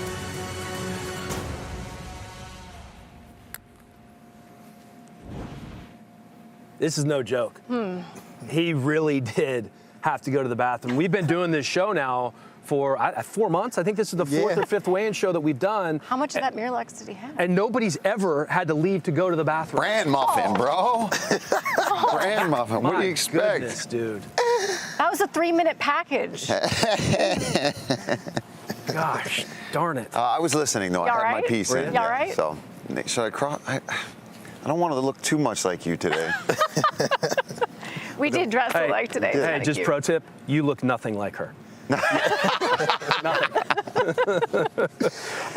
accurate. Let's talk a little Nate Diaz. Plus 450. I mean, big underdog. Maybe once in his career against Conor, he's been this big of an underdog. It's been a year and a half layoff for him. He's had these layoffs before, so it's certainly not new to him. But what's the approach for him in this fight? Does anything change from what he's done in the past? No, I mean, Nate's going to go out there and he's going to fight his fight. He's going to fight the way he does it. He's going to go in there, slap you around, talk trash, punch you in the face, and get hit. He's got to be durable, but that's what concerns me with somebody like Leon Edwards. If he approaches him quite like that, he might not get knocked out, but the way that he cuts, the way he opens up, he really may end up getting stopped by Leon because of damage to the face, to be honest with you. You took the words right out of my mouth, Paul. I think that's one of the things we have to talk about with this fight. I mean, it was why the fight with Masvidal was stopped. Yeah. And the way that Leon Edwards throws elbows against RDA, you see it in a bunch of his fights. He is nasty with those in the clinch. And this being a 5-round fight, normally you would say that favors a fighter like Nate Diaz, who has incredible cardio, and he just puts it on you with the volume. But in my mind, it's also more time to get cut. Yeah, and one more thing is the body kicks concern me as well. We saw Masvidal able to hurt him to the body a little bit, and Leon has a nasty left kick to the body. Nasty everywhere. But not only that, but like leg kicks. Like they're not known for checking leg kicks, but what he is known for is being able to walk forward and put that pressure on you, and that pressure is mentally draining. So if he's able to endure all that punishment, he's able to keep coming forward and putting pressure on Leon. I can see Leon kind of fading a little bit. There's been times in fights where Leon has faded against Gunnar Nelson when he was dominating Gunnar Nelson, but at the end of that fight, Gunnar Nelson was able to get on top of him and mount him just because he faded. So if he can keep the pressure on Leon, just keep coming. You got to be able to take all that punishment. It's going to be a lot of punishment, though. He's going to take a lot of punishment. Yeah. But if he can keep coming and not fall down, he can still win this fight. One would think with a win, he becomes the unquestioned top contender. I'm talking about Leon now. Why is he? You talked about him being so underappreciated earlier. Why is that? I think part of it is recently has just been his lack of ability to get the fights going. It's bad luck, exactly, Dean. He just hasn't been able to get inside the octagon and remind us of fights like these. The fight he had with Cowboy, you know, the damage that he can do in every aspect of the fight, on the ground, the kicks. He's so good. He's got the kickboxing, he's got the wrestling, he's got the clinch game, he's got the ground game, and he has massive one-shot knockout power. There's just not a great path to victory when you fight this guy. You don't go in there and say, oh, I'm going to kickbox him up and then I'm going to grapple him. He's literally good everywhere. And that concerns me about this fight because, as you said, Dean, Nate's style of fighting, he walks forward. He takes some punches to deliver 10. He's never, striking at full power. He's got a lot of offbeat rhythm in terms of his striking. But I think his brain can still take the power. His heart certainly can. I mean, no one questions that. But can his face, can his skin take getting touched up by Leon Edwards? I mean, when you talk about Leon Edwards, like Nate Diaz is tailor-made for Leon Edwards to just piece up because Leon is so precise. He uses angles. He can hit you from anywhere. Mm-hmm. But again, he's been off for a while, so he's had some bad luck. So when we talk about why he hasn't been able to get out ahead of everybody else, is his bad luck. Is because all of his biggest wins have been kind of under the radar. Yeah. And then through COVID, I was with Tyron Woodley when Tyron Woodley was supposed to fight him in England. COVID just nipped that in the bud. Then he's been going for a year and a half. Then he comes back and fights Bilal Muhammad. Mm-hmm. Bilal Muhammad pokes him in the eye, but there's no reason to believe that he was on his way to victory against Bilal Muhammad. I mean, he looked spectacular against Bilal Muhammad. Yeah. But just again, bad luck just keeps him from getting that name recognition that he deserves. Yeah, this really is a massive opportunity for him because, like you talked about, underappreciated, just kind of floating under the radar at welterweight, and the guy has just been doing nothing but win fights. But what has eluded him is that attention-grabbing fight. Yeah. Well, he's got it. I mean, Nate saw this win streak. He sees the talent that Leon has, and he's smart. He goes, all right, I want to fight that guy. I'm going to go out there, and if I take out that guy, then I put myself in more of these mega fights, calling the shots whenever he wants. Nate plays it well, but for Leon, all the upside is on him. If he goes out there and wins, he puts himself in that attention-seeking fight. He can start calling his own shots, too. And that's what he's needed is the fight, but not just the fight, the big finish, right? He's had a lot of phenomenal moments in fights, but he's had a lot of decisions. They're great fights. He's delivering damage. He just hasn't had that highlight reel. And I feel like this fight with Nate Diaz has all the makings to take, the marquee spot in his highlight reel moving forward if he can get past the relentless volume and pressure of Nate Diaz. We talk about the tumultuous last 23 months or so with the canceled bouts and COVID and the eye poke. He still has a 9-fight unbeaten streak. I mean, this guy, I'm glad they made this a 5-rounder because it is going to be 5 unbelievable rounds. Yeah, but this is also kind of a blessing in disguise for him as well. When you think about it, he went from fighting Khamzat. He agreed to fight Khamzat, an unknown who potentially he wouldn't have been this sizable a favorite. And that fight gets nixed. Now he's fighting Nate Diaz, a bigger name who's less of a threat. I think that's, to me, in terms of bad luck, that was worth it for him to go, all right, I'm going to have all this bad luck. But you know what? At least I don't have to fight Khamzat and I can fight Nate Diaz, a bigger name who's not as big as a threat. You can see on the screen right now, Peterson, Riddell yet to weigh in, as are our 2 champs, Figueiredo and Adesanya, still waiting for the champs to weigh in, and we are looking at 9:58 local time, so we're 58 minutes into the weigh-in here. First game of the day. We're not riding the bull yet, guys. No. We're not riding the bull yet. He's over there. He's ready. He's been Does he have a name? Eating bran muffins. He's resting up. He's resting up. We could, should we let the retired guy name him? Charlie. Charlie. Oh, here we go. Looks like we do have the last style bender coming out here for the weigh-in. Here is Israel Adesanya walking to the scale. All right, next fighter to the scale is the man around whom this fight card was built. The undisputed UFC middleweight champion, the last style bender, Israel Adesanya.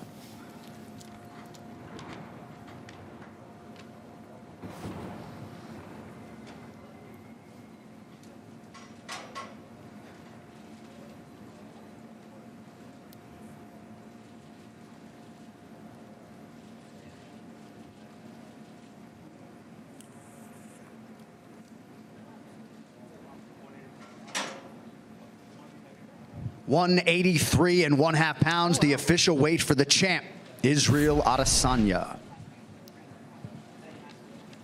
Oh my goodness! So Israel under. Yeah. So I think Izzy probably just waited to this morning to cut it, and that's why it's got that look of, you know, he looks like he's just gotten out of the sauna or the bath, and it might not have been a drastic cut, but whenever you see a guy under by that much, it means he didn't have that much time to get on the scale, hold a little bit of water, because I know that when I was weighing in, if I was 154, I'm getting on, having Ian hand me, okay, how much fruit can I eat? What can I get in me so that I'm all, so to be under like that, he just got out, came down, and was ready to go. But that's almost normal for him. He always comes in a little bit under. So that's just kind of what he's done, and obviously it's worked out pretty well for him. Better than coming in over. Well, agreed. Well, yeah, I mean, he's obviously a fighter who fights a style of precision and accuracy rather than power. So, like, he's not trying to pack on extra pounds to be the bigger guy. So he's not really worried about that. But I think you were right when you said it, and I stand corrected. Like, he probably woke up the time he wanted to wake up and was like, you know what, I got plenty of time. I don't have nothing to cut. Pounds. Let me go. And just did it casually. Yeah. If only it were that easy for the rest of us. All right, we're going to play a little rapid fire. Easy. Felder, since you are older and newer than the rest of us at this, yes. Rapid fire is quickly, okay? Quickly. Like if you're going to a Wawa in Philly, you don't want to hang out for a long time. You want to get in, you want to get out quickly. Okay? Yes. Ready? Here we go. All right. Buy or sell, Osenko, we're going to start with you. What's a Wawa? Everybody in Philly is like, what a Wawa is? Oh, my boy. goodness. We just You opened up don't a can know of what a worms. Wawa is? No. It's like a 7-Eleven on steroids. Yeah, it's like the greatest invention. That's exactly how I describe it, Dan. So like Is it really? Yes. Like Quick Trip. And You are right. No, don't It's not a insult Wawa that sheet. You way. can't compare it. No, it's Have not you like been to a Quick Trip? It's not like Quick Trip. No, Midwest it's no. representative. Twitter, Wawa has like a restaurant. It's like a restaurant. You can sit down and eat there. Yeah. Like it's Just like with first no date. tables. It's like first date material. You just eat on top of the trash cans naturally. Yes. Anyway. Where are you guys from? All right. Yeah, here we go. Put it in your car. We'll talk about Wawa for 2 minutes. Buy or sell, Marvin Vittori has evolved more than Izzy since their first meeting. I buy that, actually. I think the changes that Marvin has made in his game are, as he put it, more noticeable. I think his cardio is tons better than when we first saw him in the UFC and first saw his fight with Israel. But I think more than anything, the wrestling. I mean, the fight that he had against Kevin Holland, he's proven that he can grind out a fight if he needs to. I buy it as well. I think that, and all those things are great, but I think his temperament has improved. Like, he shows all that aggression and intensity before, but during the fight, he's still able to control himself. Yeah. I agree. I think that just the composure and everything and how handling and being in there, having this many fights at that kind of round, that's very important. He's got that kind of experience under his belt now. Israel Adesanya, by the way, makes weight, comes in a little bit under, going to be joining us here on the UFC 263 weigh-in show in about 10 minutes. Speaking of Izzy, last time we saw him was against Jan Blachowicz. Moving up a weight class against a bigger man, was that his biggest issue, or did you see a hole in his game that was actually exposed here a bit? I genuinely think that the weight is the biggest part of that pie chart, so to speak. I'm not saying it's the entire pie chart, but I think the weight was the biggest part of that pie chart because of what I said earlier. He has faced really competent wrestlers before. He's done great, but, you know, to Dean's point, he did struggle on the bottom. But I do think 205 was the difference for me. No, I don't think so. I think that Blachowicz played it smart and shot when he needed to. And most of the times, he's able to defend desperate shots, but not great shots. And Blachowicz had great shots against him. So I think that the weight wasn't the biggest issue. I think it was the tactics that he used. Yeah, I'm with Dean. I don't think it was the issue, but I'm also going to cop out a little bit here and explain why I think it was a little bit an issue. I think that the issue for Izzy was when your hips get put down and secured there, you show a problem of getting up there from people that are competent on top of you, right? Because before, I feel like he never let himself get fully to that position, whereas Jan Blachowicz was able to do that. Because he was the same size guy. Yeah. Okay. See that, but then I say he was able to hold him there a little bit. Yes, because I think maybe the weight was a bit of an issue, but I think there's also still a little hole. Listen, it's really small. It's like you get a tear in your shirt, you go sew it up. It's fixable. Maybe a pit. Wrapping me, okay? Over under for takedowns for Marvin Vittori, 2.5. Under. I think that Israel Adesanya, anytime you take a loss, you learn from that loss, and he's the type of guy who I think went back and obsessively worked on his takedown defense. I think he will get a takedown, or Marvin will get a takedown, but I don't think it'll be over 2.5. I'm going over. That's a tough line, but I'm going over because I think once you get over 2, it's easier to get him down. I can't do it. Can't answer. Paul can't answer. Okay. Why not? Is he DC now? No, he's calling the fight. You can't predict takedowns? Yeah, I guess talking about the odds is kind of alluding to who I think would win the fight. If I say, yes, I like those odds versus this or that, come on, I can't give it with. All right, so the producers gave him an easy out. He can't answer this one either. They took me out of it. I didn't take myself out of it. They took me out of it. Whoever sits in that seat gets the... I almost took you. Remember the last time we sat next to each other? I almost took you out of going to COVID. Yeah, I almost took you out of COVID. Jeez, what happened there? Oh, so we flew on the plane together to come to... And we were so happy. Yeah, we were so happy. Like, yo, what's going on, man? How you doing? And then, so... Come to find out, I had COVID. The plane to Fight Island? Yeah, no, not even to Fight Island. We never even got to. We didn't get there. So when we got to Vegas, we tested for COVID, and I ended up being positive. And then they were like, "Did you sit next?" I was negative. Yeah, they were like, "Did you sit next to anybody?" I was like, "Yeah, Paul Felder." Dean. Yeah, threw me under the bus. And then they said everything. But that's what he should do. That that's what he should do. That's what you guys should do. And then they said everything was cool, but then I told them I was licking his seat, and then they said no. Yeah, that was weird. And then you licked it after? Then they said he can't go because I licked his seat. Licked the seat, then you licked it? Yeah. We were checking to see if he had bad breath or not. That's weird. Were you guys like cuddling, watching a movie on the plane under a blanket? No. I told him we were sharing masks at the same time because you got nervous when you thought you saw something on the wing of the plane. Yeah. And I told you it's just all those things we were taking before you got on the plane that were messing with your mind. Yeah. Yeah. I told you not to take that. But eventually he did get to go to Fight Island. Yeah. I had to walk there, but I got there. I remember it took a while. That's where the triathlon training started. Yeah. Good to know. Talk about all right, we have question number 4, which, by the way, you can't answer. That was a great story, guys. I knew there was a special thing, special bond there. We have a bond. We're beyond just co-workers. Yeah. Okay, the last time they fought, I'm talking about Figueiredo and Moreno, they set a record for a 5-round fight, 259 significant strikes. Do you think that this time, if there is a finish, it's going to be a sub or a knockout? I think it's going to be a knockout. Okay. And I actually think both guys are capable of it. I genuinely do. Dean? I'm going sub. I think if there is a finish, it's going to be a sub. Okay. I think you can't answer. Look at the funny guy over there. We almost got you. People are ready to tweet about it. Paul, we almost got you. Almost got you. Yep. Okay, I got another one. Fact or fiction? With an impressive win by Nate or Leon, they can jump the line for a welterweight title shot. We keep talking about this, but Dana has emphatically said Colby Covington is next. I understand it would make sense, but he keeps saying it and saying it and saying it. So I'm saying fiction. Because Dana has never said something that didn't go the other way. Absolutely. If the winner of this fight will get the title shot, especially if it's an impressive win. If Leon Edwards goes out there and knocks him out, they're going to book that fight as soon as Kamaru Usman is ready. And if Nate Diaz does it, they'll book it whenever Nate is ready. So, the winner of this is getting a title shot if it's impressive. Yeah, I think the fact. But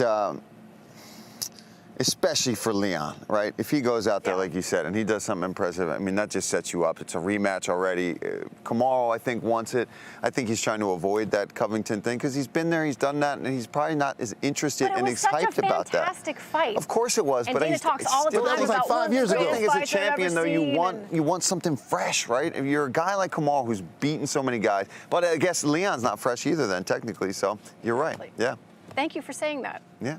I am right. I can admit when I'm wrong, like 3% of the time. I believe we have the middleweight champ with us right now, Israel Adesanya, joining us, looking good in your robe. Izzy, we're playing a quick rapid fire game. Our next question was better trash talker, you or Nate Diaz? Who would you say? Who's a better trash talker, you or Nate? I don't really speak trash. I just like to say it like it is, and I'm speaking of trash, which is Marvin Vittori. That was a fine answer. I would expect nothing less from you. Speaking of trash or whatever you were talking yesterday in the press conference, it got heated. It was very entertaining. Did you anticipate it reaching that level of excitement, so to speak?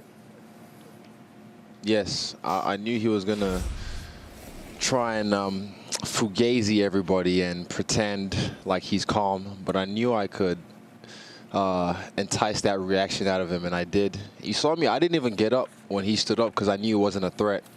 And I had some trash on me, so I threw it at the trash, and he got even madder. So, yeah, it was all fun and games for me.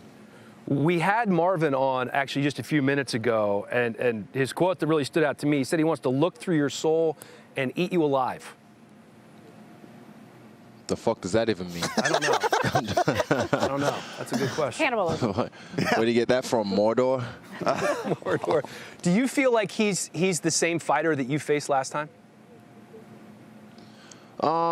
Emotionally, yes. Physically, like I said, his wrestling just changed up a bit, but I've said this already. I haven't put it on Twitter. You can see the stats. You can see the record of who he's fought and who I've fought since we last fought at 185. So, yeah, there's a vast difference. There's a vast difference in skills. There's a vast difference in opponents, in ranked opponents. He couldn't even give me 3 top 10 opponents he's fought.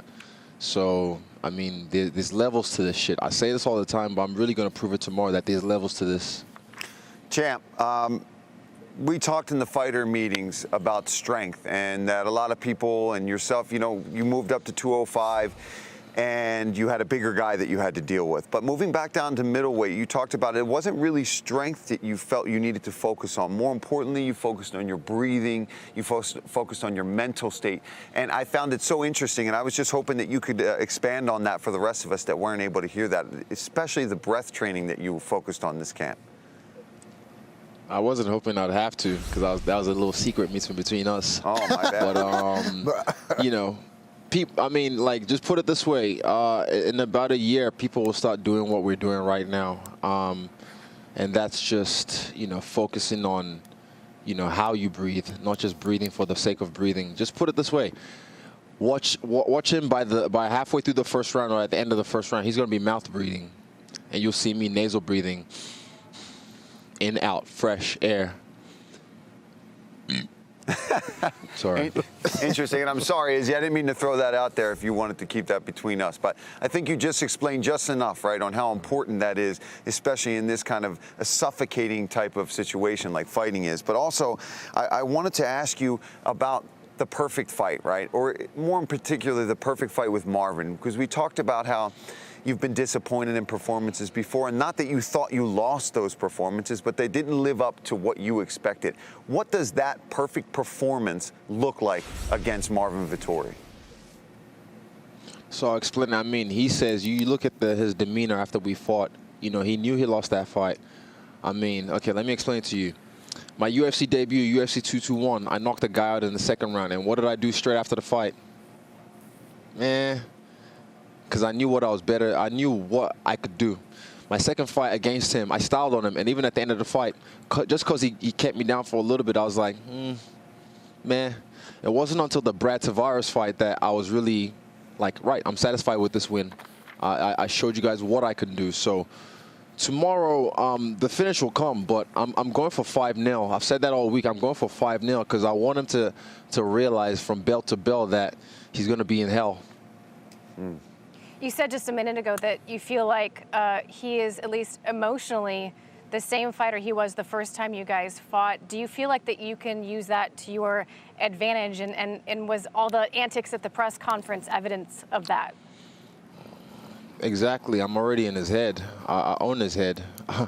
I bought a lot of real estate all around New Zealand, and I got the prime real estate right now in Arizona in Marvin's head, that blockhead of his.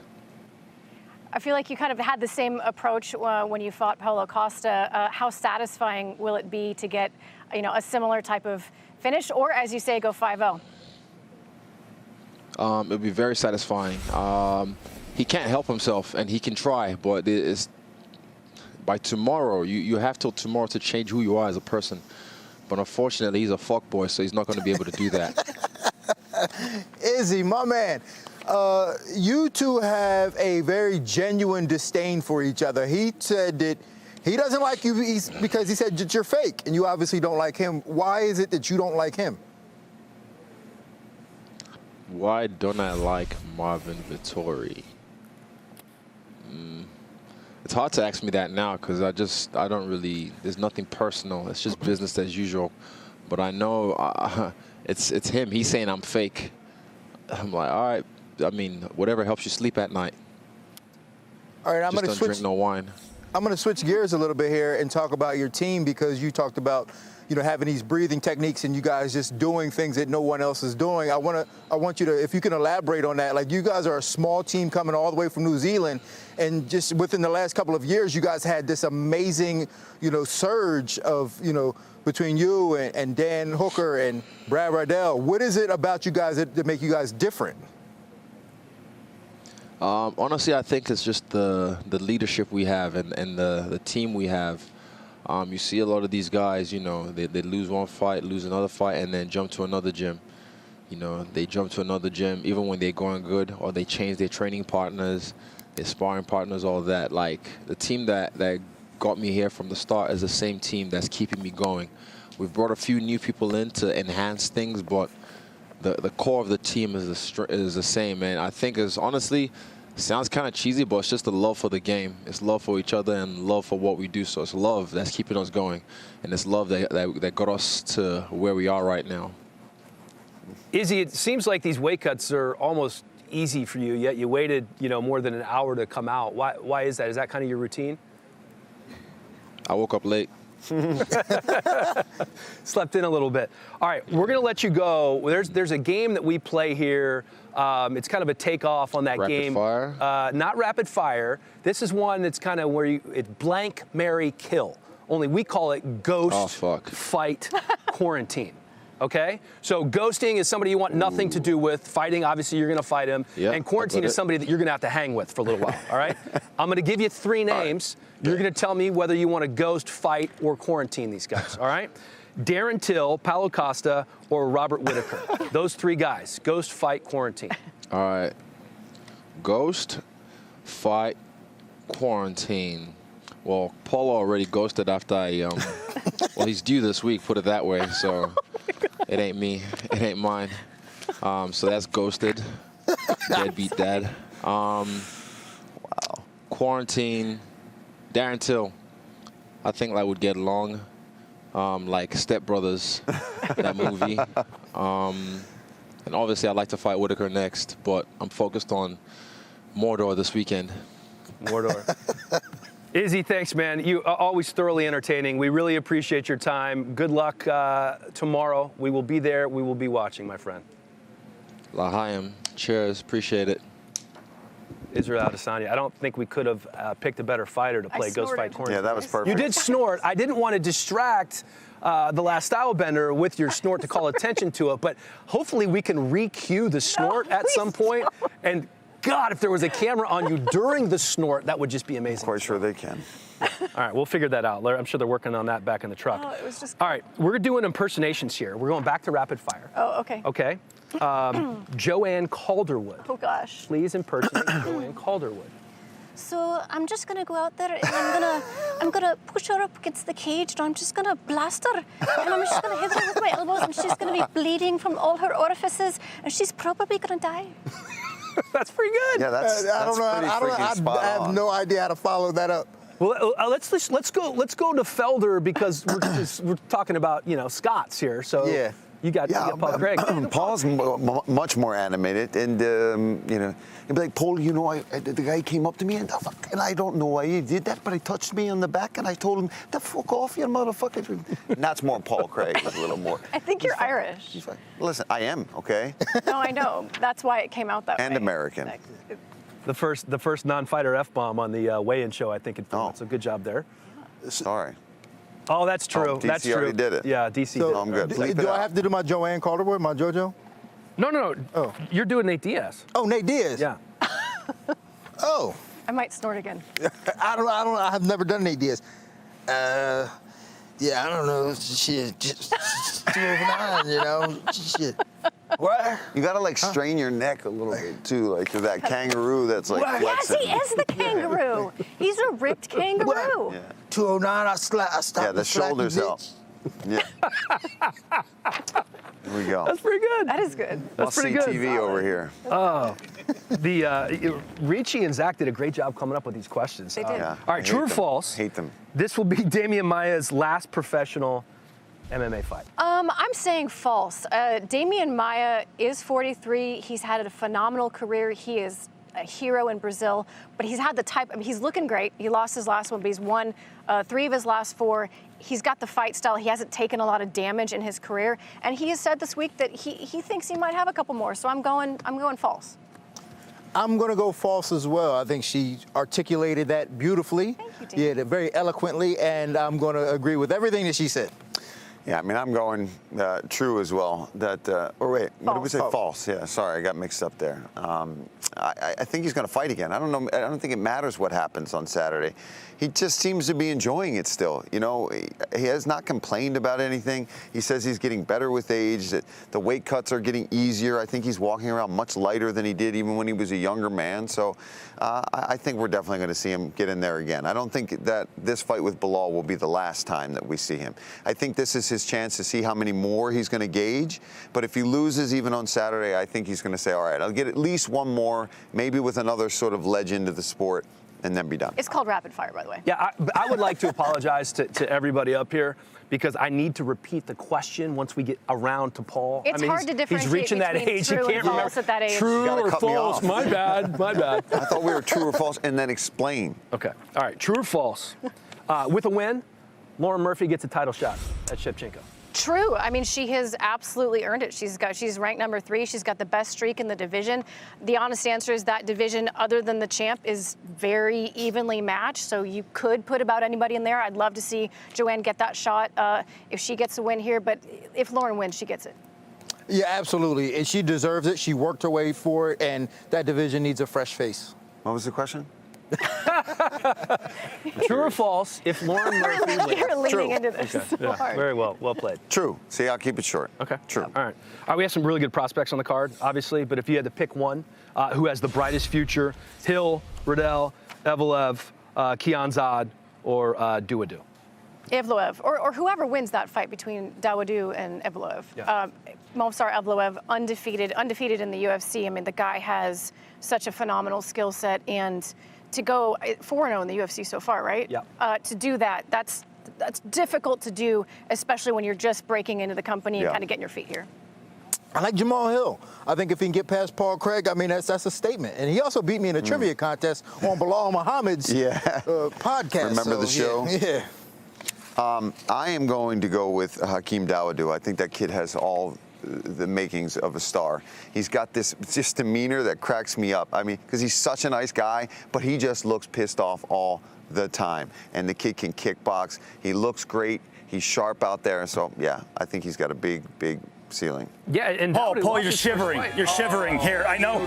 You know these Arizona June weather is so cold. I know. Perfect. Here, let me get you tucked in there. Thanks. We're working on the AC. We'll take care of you. Don't worry about it. It's freezing. These chilly bones. Somebody's Yes. Fired. What are the? Can you just hold up the supplies? We can't really see those down on the ground. Your bingo. My game. retirement presents. Yeah. And your the music. Your medicine. Got tea. Is there some tea? How did that Miralax work? Well, you saw me run to the bathroom later. But you know what? It makes it quick and easy. And as Dean says, it just falls. It just fell out. Well, I don't even think I needed anything. And the good news is right back out. you're going to didn't wash my hands either. You know what I'm saying? Oh, jeez. You have another couple of minutes if you need it to go wash your hands, because we're going to take a closer look at the. Well, I was hoping we'd play some bingo in the main event. We'll do that too. In this era right now, man, I'm shining. I'm still the undisputed middleweight champion of the world, and that's not going to change anytime soon. I'm the champion. I'm the one with the belt. I'm the one with the gold. If you want the belt, come get it. It's my destiny to be the first Italian UFC champion, and I deeply feel it inside. This is everything I worked for every day for the past 12 years, and I made it happen. You are looking at a man that has ultimate belief in himself. I'm the most complete fighter in the whole division, by far. You see me showing up every time. You see me winning every time. This is not by luck. That looks good, he got it! I have the strongest mind in the game. When it's time to go, I'm unstoppable. Oh! Knockdown for Marvin Vittori. Hermanson covering up. Vettori's tough, well-rounded. I think that kid's ready for anything. There's the tap. Marvin Vittori's the real deal. I think I'm next in line. The last fight that I had with Adesanya was the closest fight that he's ever had, and that fight has to be made again. You can see who wanted it in that fight. He did not have anything for me. Marvin Vittori gave Israel Adesanya one of the most difficult tests he's ever had inside the octagon. In the first fight with Marvin, it was me dominating the first 2 rounds completely. I just styled on him. How the f does this guy think he won? For the winner by split decision, Israel I know what I did to him, but here we are again. Be careful what you ask for, because you just might get it. Oh! Knockdown for Adesanya! I've improved drastically, exponentially. Now I'm one of the best fighters in the world. You are looking at the undisputed greatest middleweight in the world at present. Y'all must have forgot. We the best. Israel is full of He said multiple times, I'll never see Marvin again. He will never make it to the title. Guess what? I'm here. I can beat him. I beat him then, and I'll beat him again. He's just literally delusional. He holds on to that loss, to me, better than his biggest wins of his career. So I want to take that away from him and just make sure there's no doubt when I take him out this time. That is it! Wow! Still undisputed! I'm going to show up in the best shape of my life, and I'm going to put up the performance of my life. I'll bring too much to the table, and I'll finish him. It's going to end with my hand being raised. Guaranteed. I can't wait to just beat the shit out of this guy. Badly. It looks good. It is good. All right, so we did find out that Davis and Figueiredo has been scale checked, still working to make that championship weight. So we'll keep you up to speed on that. But let's get to the main event here. I'll start with you, Osenko. I didn't realize I knew there was animosity there between these two guys, but I didn't realize how real it was until this week. It does feel very real, and I mean, they were going back and forth. I was enjoying watching the press conference. I couldn't understand half of what they were saying. Marvin said that Israel might come out with a piece of female anatomy on his forehead. It got personal. It got interesting. They were speaking in their native languages, but I think all of that just speaks to the fact that they might respect each other as fighters. They really don't like each other as people, and that makes for an interesting fight. Yeah, I mean, it's kind of weird to think about, like, that you don't like this guy just because you have to fight him. But for whatever reason, they obviously don't like each other. But they still have to go in there and get the job done. Whether you like a guy or not, it has nothing to do with it. You still got to go in there and you have to get the job done. And that's the interesting part, is what each of them is going to bring to the table. And I think we're going to know right away, you know, based on that first round, probably even within the first 2 minutes, of what it is that they want with each other and what they need to do in order to battle and have the best chances of winning? I think we're going to find that out within the first 2 minutes of that fight. Yeah, and a lot of times we have this, crazy bad blood. These guys are in each other's faces at press conferences and media days and all this stuff. But that doesn't mean that on fight night, they're both talented fighters who have a very strict game plan on how they're going to go in there and approach this. Yeah. They're not going to go out there. And Marvin might be aggressive, but he's still going to be Marvin Vittori and fight his fight. They're not going to just be out there in a street fight. Don't get it twisted. They know what they have ahead of them. He finds a way to contain. I mean, he's always wild. He's always getting in people's faces. He focuses He finds a way to really contain it in fights. And I wouldn't say he's a fighter that allows his emotions to get the better of him and it affects his fights negatively. And I just have to say, I cannot take you seriously when you come on camera with that blanket. Well, listen, you're basically getting a clear view of what I look like on most every single night of my life at home. It's the blanket. It's the blanket mixed with the shirt. It is. Yeah. Well, you got to be retired and still comfortable at the same time. I mean, that is a great retirement outfit. Yeah. Where's my scotch? That's a Sarasota, Florida outfit. Yeah. I like it. He's not there yet. He doesn't have the Florida home yet. That will be coming down the road. I think I'm going to go Vegas before Florida, though. I know that's not the typical thing, but no, that's fine. No state income tax in either place. Close to home or close to work, Yeah. Staying with the main event, when you look at these two guys, who do you feel like has evolved the most since the last time that they met? Vettori or Adesanya? I definitely think it's Marvin Vittori. You can clearly see that he has made major strides in his cardio and in his wrestling. And what I like about his last two fights, his fight against Jack Hermanson, he showed that he can put volume out in striking and maintain his cardio in that way. And then he fought Kevin Holland, and he grinded out that fight. That is a exhausting way to go about winning a fight, but he can do it in both. A lot of times guys have a preferred style of cardio. If you're a striker, you can strike for hours, but as soon as you get taken down, man, you get tired fast. Or the opposite is true. Marvin went out there and proved he can do both. I think that's going to suit him in this 5-round fight. Initially, I thought Izzy may have improved the most. When you saw him fight Kelvin Gastelum, he showed some decent grappling, like off of his back. Like he had a triangle, omoplata. Yep. He showed some decent grappling, but that was against a wrestling-based opponent. Now, when he fought a jiu-jitsu-based opponent, one that was bigger, he showed he didn't really know what to do in them spots. So I can't say that he improved all that much. So in terms of the way Marvin has to fight him, he has to use more of a jiu-jitsu-based approach once he gets it down and not a wrestling-based approach, as opposed to, but where he has to use a wrestling-based approach to get it down, but once he gets it down, he's going to have to use a jiu-jitsu-based approach, which he already has, I believe. Yeah. Yeah, I'm gonna go Izzy on this one. I think both guys have improved a lot, but I think that we've got to remember that this guy came into MMA from this kickboxing background, and this is the strides that he's made in the short amount of time that he's been an MMA fighter, has become a champion, has reigned over the middleweight division, all with never having some natural grappling, jiu-jitsu, or wrestling background at all. And in those fights since that first fight with Vettori, he has defended a lot of things. Yes, we have the Jan Blachowicz fight where he moved up a weight class. We talked about that earlier. That might have had something to do with it. And he was controlled on the ground towards the end of that fight. But I think that there's credit due to how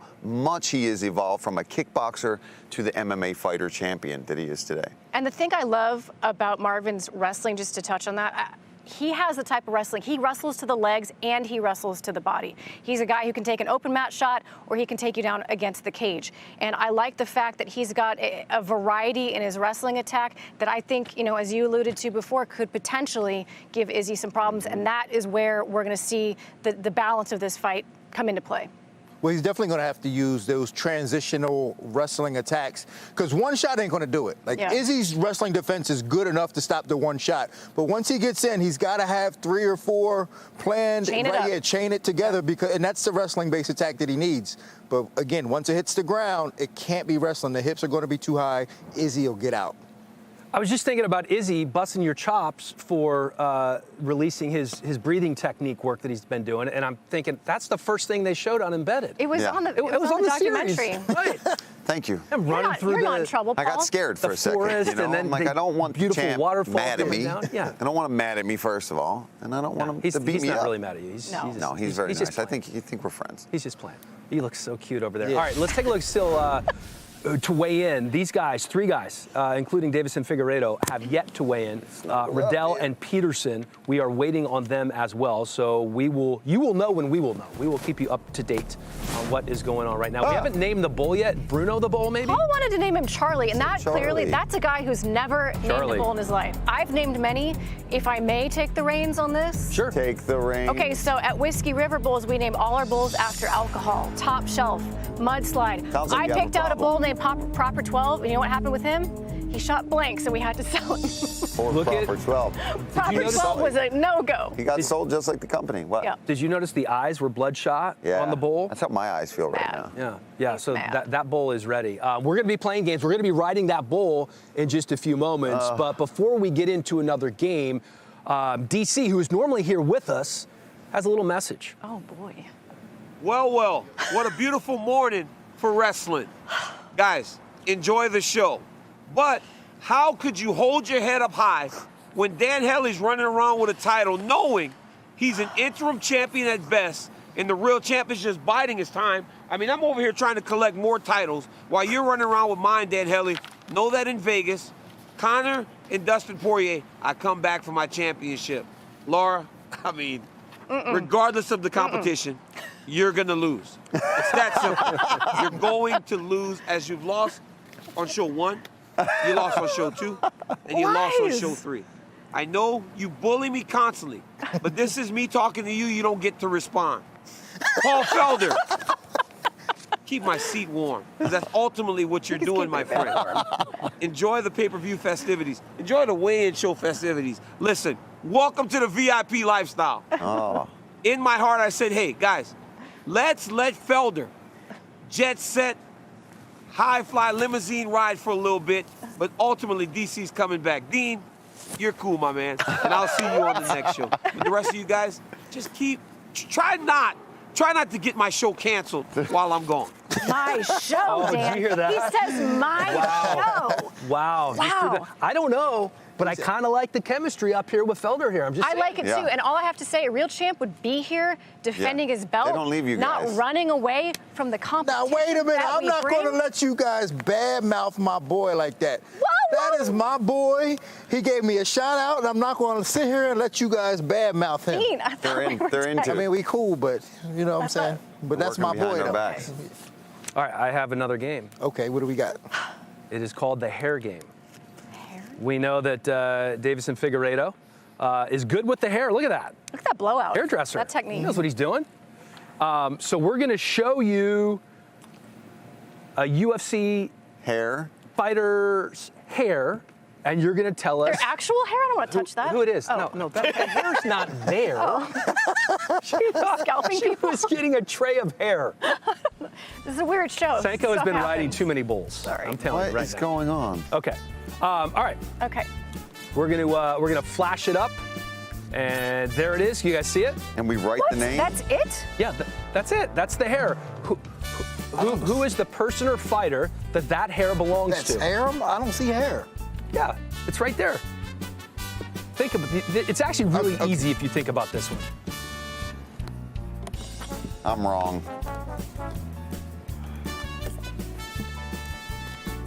Chuck Liddell. Got it. Okay. Oh my gosh, that was so deep. Dean's up. This one should be easy. I mean, I don't even know why. I hope I can spell the name. That's my biggest Put this concern. one on here. Oh. This is easy. Yeah. They wanted to give you guys one easy. All right, I think you guys all got this one right. There it is. Yep.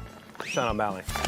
Okay. All right. He shouldn't win because he didn't put the last name. That shouldn't count. That shouldn't He didn't count. want to spell it. That's the same as me. So it's 2, 1, 1. That one's easy, though. Yeah. Okay. All right, let's go on to number 3. Oh. Freaking A, what's his name? There's a quick look at the score. Dean Thomas What is his out to the name? early lead. 3, 2, 1. I knew it was Chris Lieben. Chris I knew Lieben's it. nickname is the Cat Crippler. His nickname is the Cat Crippler. You are making stuff up. It's Look just it a up. crippler, isn't it? I actually The believe Cat it, Crippler. and I'm making an executive decision here. Wasn't it just I'm crippler? giving Dean a I point. knew it was Chris Lieben. Oh, wait. too. There's a graphic covering part of the hair, guys. It is. What? This is another one that, like, when you see it, you're gonna be like, how did I not get that? Yeah, because I think it's a throwback haircut here. It is. Oh, no. All right, turn it around, Chiesa. Oh, it's a guy. Son of- Shanu? Yes! All right, Felder got it. That's my man right there. That's my man. It looks like a I thought that was my best friend in the forest animal. world. What is Yeah, that? that's a while ago. Look at that baby murdered in face. I knew it. I saw that. I could just picture the scraggly old beard with it. Oh, no, I didn't know we were done. I know who that is. Okay. This is where my Oh, my ability God. to remember I'm blanking. names. I know I'm blanking on his name. So I was thinking about how I was holding the paper so Laura wouldn't cheat. can't. But you don't. No, you don't cheat. It's only. I don't It's only DC who's not here. All right. They didn't have I it. got Dean gets the Josh. point. I didn't get to put the... Josh Koscheck. Clearly Josh Koscheck. This isn't. Wow. That's, who hey, that was feels it that was a first. real Vettori move, by the way, to write it down and then turn it around. So then that one's over. Yeah. All right. Is that it? Are we done? Nope. We got a couple more. We have 4 more. Oh, my God. This is a fun game. I can't... Okay. 5, 4, 3, 2, 1. I have Savage, but... Jillian Jillian Robertson. Of course, it's Jillian Thomas Robertson. again. Well, He's just so good running at away this. with it. The lead. I knew who it was. In the moment, can't- I'm blanking on the name. Okay, this of next course one, I know this next Jillian one's going to be Robertson. interesting. Oh.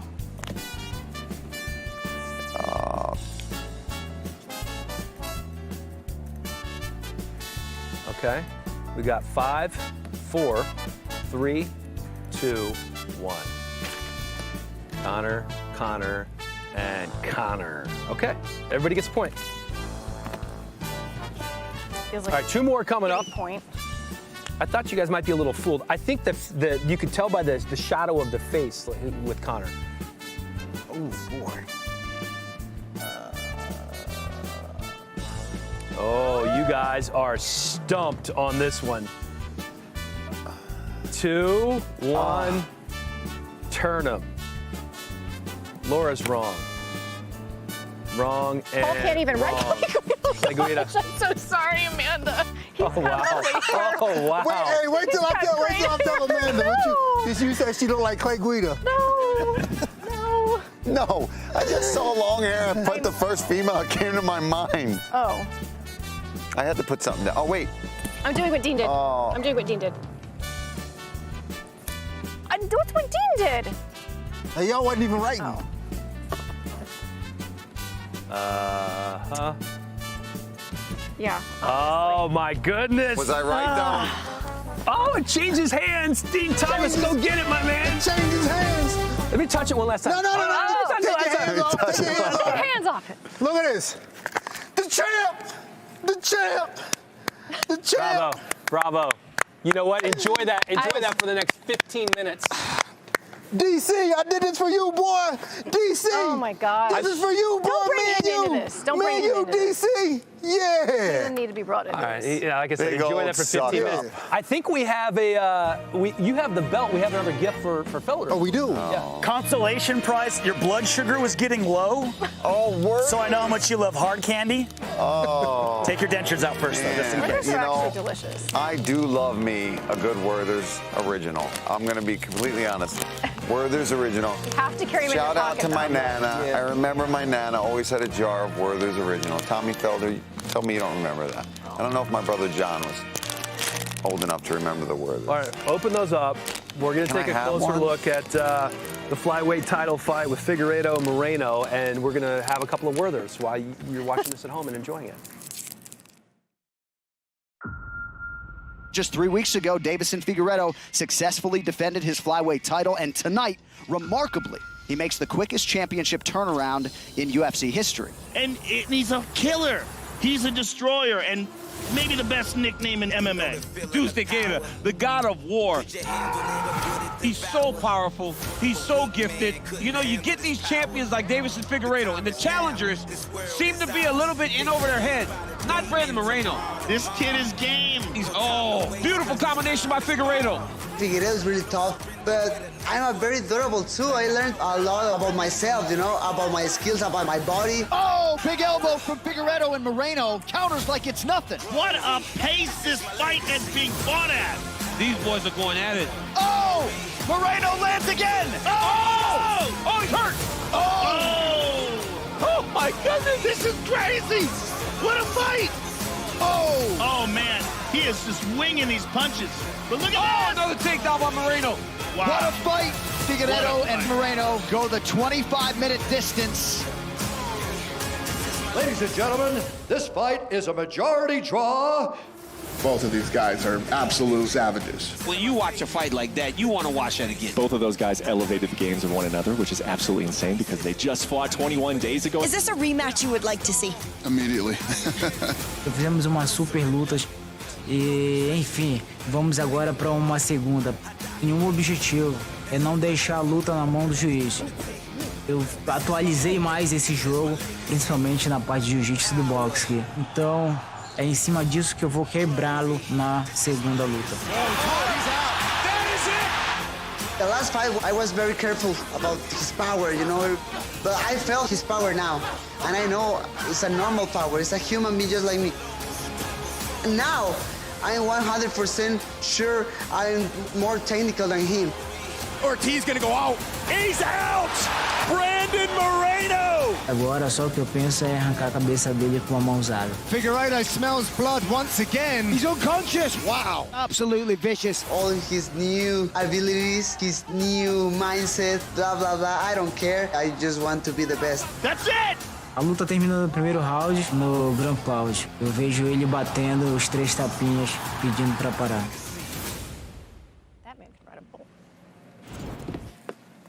You still have that Werther's in there, Grandpa? I'm gonna hold it. You can just hold it. Got my tea. Save it for later.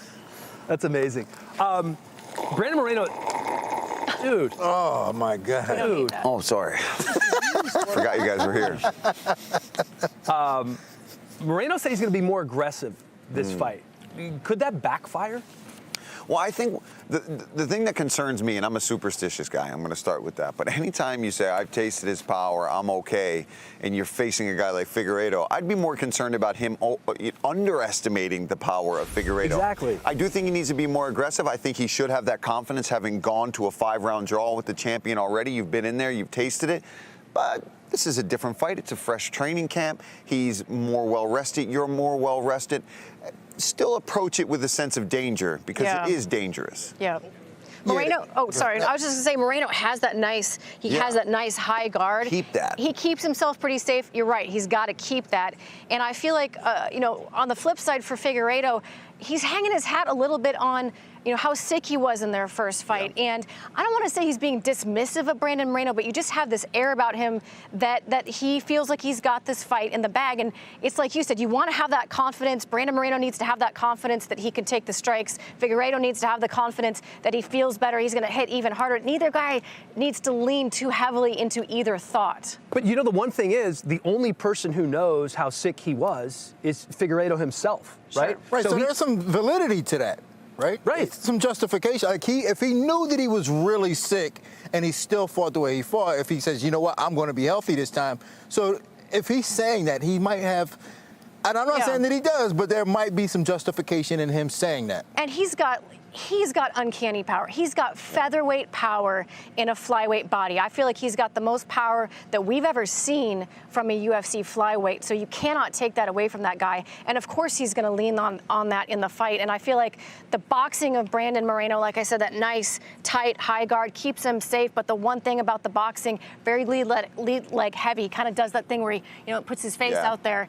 And that could potentially spell trouble if the calf kicks come into play. Paul, you know about those. Yeah. Yeah, they're a game changer for anybody that's throwing them out there. I mean, you lean in on that and you let a guy like Figueiredo start chopping you down. Dangerous for either one, though. The calf kick has become this new thing. Sorry, real quick, that it's coming down to who's going to get to it first. Who's going to put the money in the bank first? It's like boxing, you know, with body shots. Who's going to invest in putting that money in the bank so that later in the fight they wear down? In MMA, it's more about the calf kick is becoming that. Okay, I've got to wear them down, especially if you know it's going to be one of those fights where you're going to have to dig down deep at some point and push through. Invest in those calf kicks. We talked about this a couple of years ago in the Contender Series. When did calf kicks start becoming so prevalent? Because you see it all the time now. They've been a thing. there. Like, it's not new. Like shoulder strikes aren't new. Yeah, it was like just everybody started like realizing. Everybody's realizing how dangerous that can be, right? I think when you started seeing more drop foot too, and I don't know when the first case of that would have been, but obviously Henry Cejudo comes to mind, and you know, other fighters come to mind. But that obviously, it's a really alarming visual when you see that. All right, let's take a look at who is yet to weigh in here in Arizona. We do have 3 fighters, including Davison Figueiredo, who has yet to weigh in. The weigh-in rules in Arizona, per UFC's Mark Ratner, if a fighter misses weight, they are evaluated by a physician and given an extra hour to cut weight. So that's the rule here in Arizona. That's good. I have a feeling with one of these 3 guys, we're going to see that come into play. I don't know who. I don't have any inside information on that, but I know that, I mean, Brad Riddell also cuts a lot of weight. For him to not be down here, I'm sure he's still very much in the process of cutting. I don't know where he's at. Or I know these guys had to have checked in. Yeah. You've had to have checked in, I believe, by 10, just to even check your weight, even if you're not ready to weigh in. You still have time to go and cut. But I've always wanted to do a 4-hour show. Yeah. We can tell you that Figueiredo is within a pound. So he's close. He has checked in, still working to make championship weight. So not far off at this point. So still waiting to find out what the situation is there. You know, TikTok is a thing, right? It's not a thing for grandparents, but it's a thing for... Have you heard of TikTok? Have you heard of TikTok? No. Tic-tac. That's what he did. Yeah. Not the little things. It's like the Twitterer, but different. Yeah, the kids love TikTok. Here's an example of what's really big on TikTok and some of the things they do. A lot of dancing. I don't like where this and is then going. like tricks. People like to do tricks on TikTok. Oh, that's fancy. Whoa. Well, like, so took the hoodie off. This can backfire so very badly. Oh, she's got a bodysuit. Can she do that with the outfit underneath, though? Wow. Is this all the same? This isn't the same person. Oh, goodness. Oh, my God. That is a lot. Oh, no. Right, there's yours. No, really? Handed to me. There's yours. We're doing this. We're doing this. You guys are doing What? this. We're doing what? Oh, yeah. There you go. That's for you, Grandpa. I don't understand what we're doing. You put the hoodie on, and then you have to take it off with no hands. What? Good thing I shaved my head. Oh, this man. Could get Is there going to be an real. order? Is there going to be an order for this? Who's Dean's going first? Dean's going first. I'm going first. You're going first, Dean. Champ. Can I take my shoes off? Can he take the shoes off? They didn't take their shoes off. Oh, RJ's first. So RJ, lucky me. Stage manager RJ. All right, Okay, gotta get this stuff off nobody first. put your sweatshirt on because they can't hear us talk once we get it on. RJ's taking all his tools off. Oh, by the way, RJ's wearing cowboy boots. I know. So this is going to be really interesting to see. So this is a demonstration of the TikTok dance. Jeez. Oh, it looks like it hurts. Oh, this is not Is it happening. one shot or no? This is not a baggy hoodie. This is athletic wear. The hoodie. Oh, he goes down. He's got it! Wow. And I'm all of a sudden afraid of what's going to happen when I do it. Who? Philip, it's me? Oh, no. This is not going to be good. Oh, man. Okay. These are too tight. I asked for an extra large. Dang it. Okay. This is not going to go well. I think my hair isn't under. I'm on. Dan, I'm so excited to see you do I'm this. taking my shoes off, too.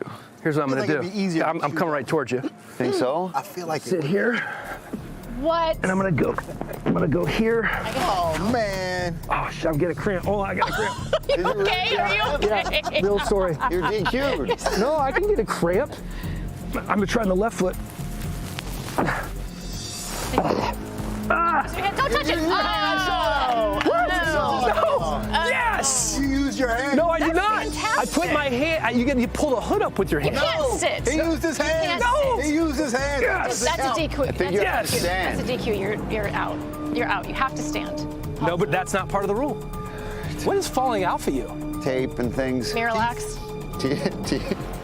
Oh, man. What's about to fall out of Dude, you're so flexible. Yeah, You're no, I'm not. not. This is going to be so easy. Why is he doing it so dramatically? Because the music is great. Yeah. Oh, nice. Ooh. And the out. He still got some ass. You sound like how graceful that was. Let's see DC do that. Get the mic right. Champ. You know? Yeah, my mic fell. You took one shoe off. Yeah. Okay. I need to grab. All right. What? One shoe? Yeah. One shoe. He's right-footed. Don't get the cramp, man. The cramps are real. I need the cramps are real? Yeah, I lost my leg. Here we go. Okay. You're like one glove out of there. Johnny, one glove. Oh man, this could go horribly wrong. Oh, it's not going to go wrong. I have total faith in you. Really wish I would have said small, not extra small. He pulled it all the way down. What a cheater. That does not count, dude. That does not count. He pulled All of these guys. like All waist of level. these guys. All right. Paul, you've had to help me with wardrobe before. Will you just stand behind me and make sure that my shirt doesn't come with this, please? We don't need that on the internet. No, just like, you've got reflexes. Just get back there and like grab the white one if it starts going places. Yeah. Okay. Can I stretch first? No, you can't stretch. Stretch. Well, that's because they weren't thinking. A little runner stretch. Thinking. Right there. I ran a whole 5 miles the other day. Wow. Shut up. That's a lot. I thought you were going to say today. No. That's early. The other day, which is why I'm still tight. Okay. All right, we got this. We got this. I wonder if she's going to cheat like everybody else did. I'm the only one that's done this correctly. Nope. Look at this. I think you got it. Grab. There you go. Good work. Good work. Good work. Yeah, we got you, TikTok. TikTok challenge. Do we have a winner? I don't know if all we, of like us. everybody all of won. us except you. Yeah. Yeah, you're the What do only you mean? All I winners, think we should have a loser. Twitter decide, So I like they lost? did with DC, and figure out who. The fans are the winner. You try to gang up on me. I believe we have somebody that just weighed in or is coming to the scale right now. Oh, Division, Steven Peterson, one of three who have yet to weigh in. And Steven Peterson, I spoke extensively with his coach, Saeed yesterday, and he said it's been a really long road for him with injuries and coming back. But he said he's always been a gritty fighter. He compared him to... Here comes the curtain. Uh-oh. That's not good. Box of shame. If DC was here, we'd have a conversation about it. I feel there's a lot of guys coming out of Fortis. Yeah. And some of the Safes guys are it's a great all camp. over the place now. Fantastic camp. All right, Steven Peterson, as I said, one of three.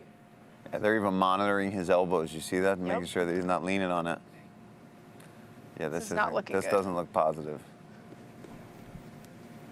I love it when DC's on because he'll tell you all about the way the scale's moving and how long it's taking. Oh, he studies that, doesn't he? Wrestlers all have. He is an expert on predicting what. If you do a handstand on it. 148 and 1/2 pounds, the official weight for Steven Peterson. How much? 148 and a half. Yeah. Those are some heavy underwear he must have been thinking he had on. So he has an hour. I don't think. Yeah, I don't think he'll take it. I think you just rehydrate. But You think so? There's no way Terrence McKinney doesn't take this fight. I mean, he is. Well, that's so not who he's excited. fighting. Chase Hooper. Oh, sorry, And my bad. Thank you. we do have our champion, Davison Figueiredo, headed to the scale right now. He was within a pound and working to get to that championship weight. And he will be there in just a moment. Paul, when you saw that, you saw him running sprints on, I can't remember if it was embedded or countdown, I mean, I just feel like that's so early to be pushing a sweat like that. And you nailed it. It's the old school you're not going to gain approach. cardio at that point. You still see these boxers doing it. They just like to sweat, I think. I think they think it's, beneficial. I'm not going to argue against what's right for them, but you'll see Canelo not really even at the point where he should be cutting weight. He'll throw on the sweats. I think boxers just like that, staying loose, keeping warm. I'm the same way. I did that early on in my career, and I started having coaches being like, what the hell are you doing? Yeah. I'm like, I got to sweat. I got to lose weight. They're like, 5 weeks from now, you're just losing water. You're going to replace all that anyway. So stop crushing yourself right now. Yeah, I mean, but that's, like you said, that's kind of a tradition in, the old school way is to work harder and to feel like you're doing a little more, suffer a little bit. Yes. Yeah, I'm serious. Because, it's... All right, next fighter to the scale, taking part in the featured prelim live on ESPN in the UFC's lightweight division, Brad Quake Riddell.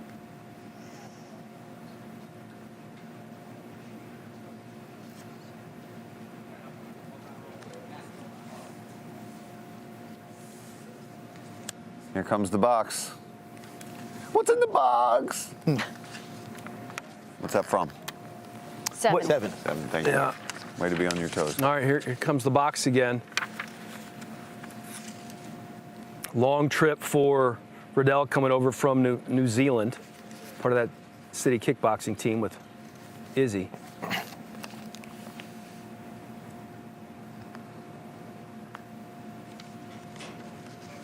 $155, the official weight for Brad Riddell. Are those not the best words that you could hear at that point for him? It's done, man. Yeah. You're done. Yeah. You focus so much on that part of it. That number. That the fight almost is like I'm not even thinking about that yet. He's got a good fight ahead of him, though. This is going to be a good one against Dober. Love it. Love this fight. So we have one left. One man left to weigh in, and that is our flyweight champ, Davison Figueiredo. I mentioned earlier he was within a pound. The undisputed UFC flyweight champion, Davison Figueiredo. Oh, he kind of wobbled there.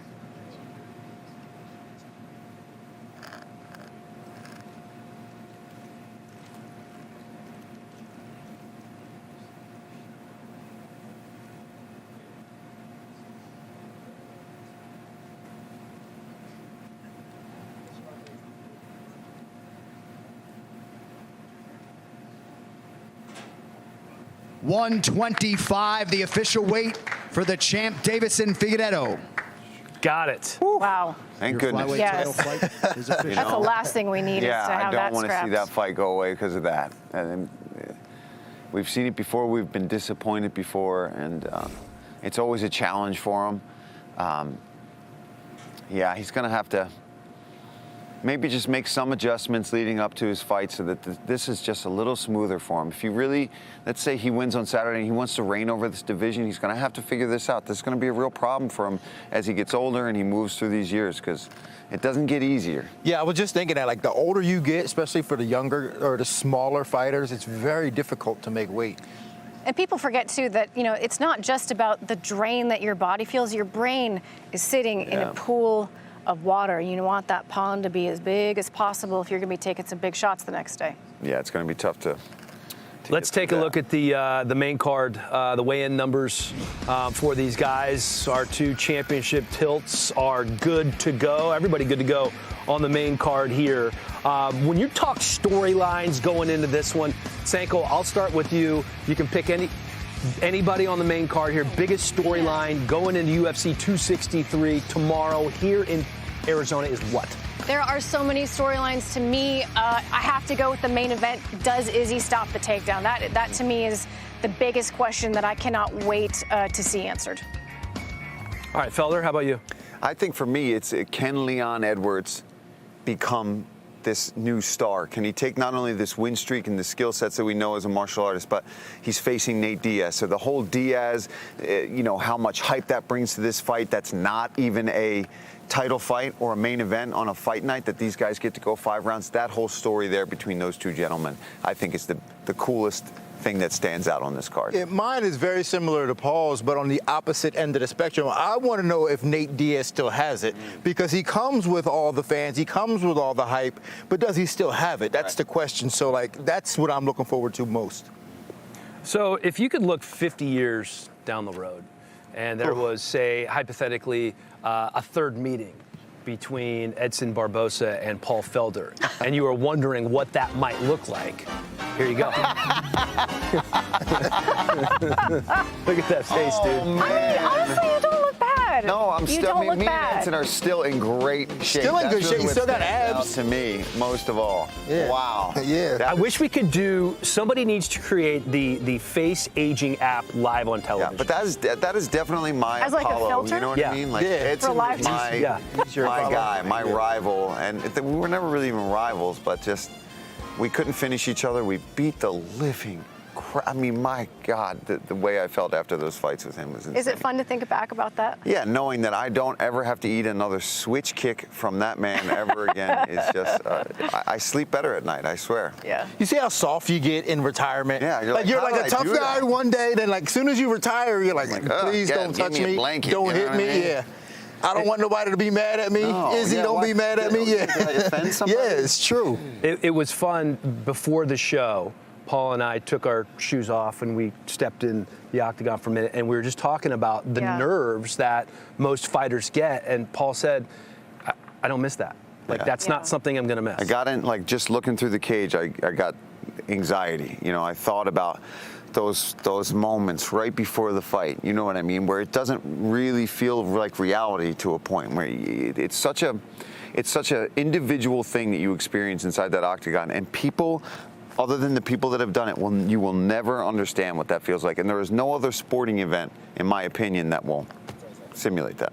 Well, we have so many good fights on this card, and Leon Edwards and Nate Diaz could be one of the very best. Let's take a look at this matchup.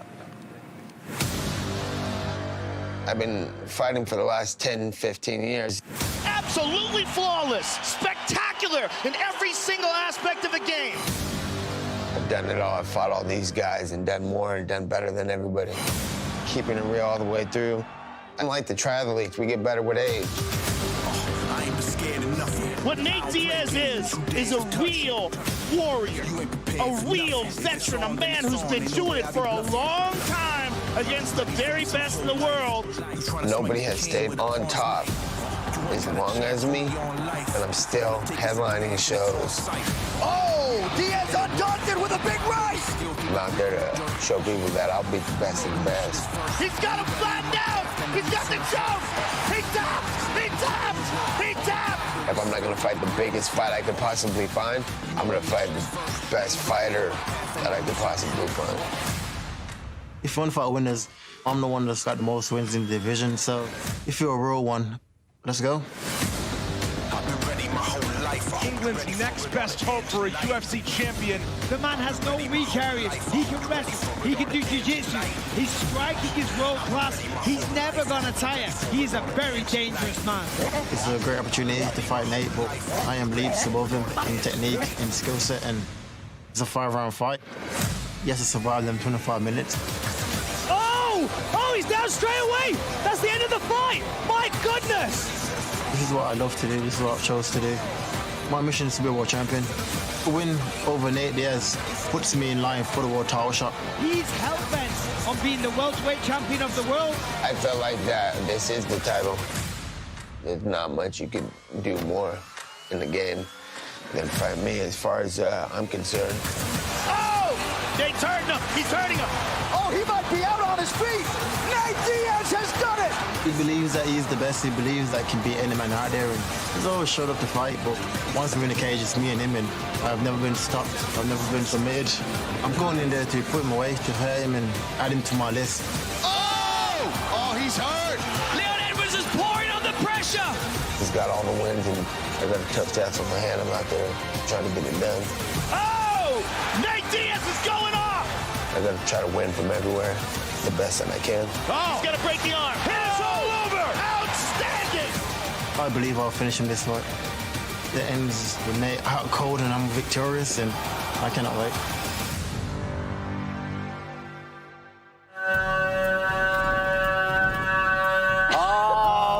Lance Zink, our graphics producer, does not last long on the bowl. We've been teasing this the whole show. Lance, hop on one more time, brother. All right. Come on, Lance. All right, He's got long legs. let's crank it up.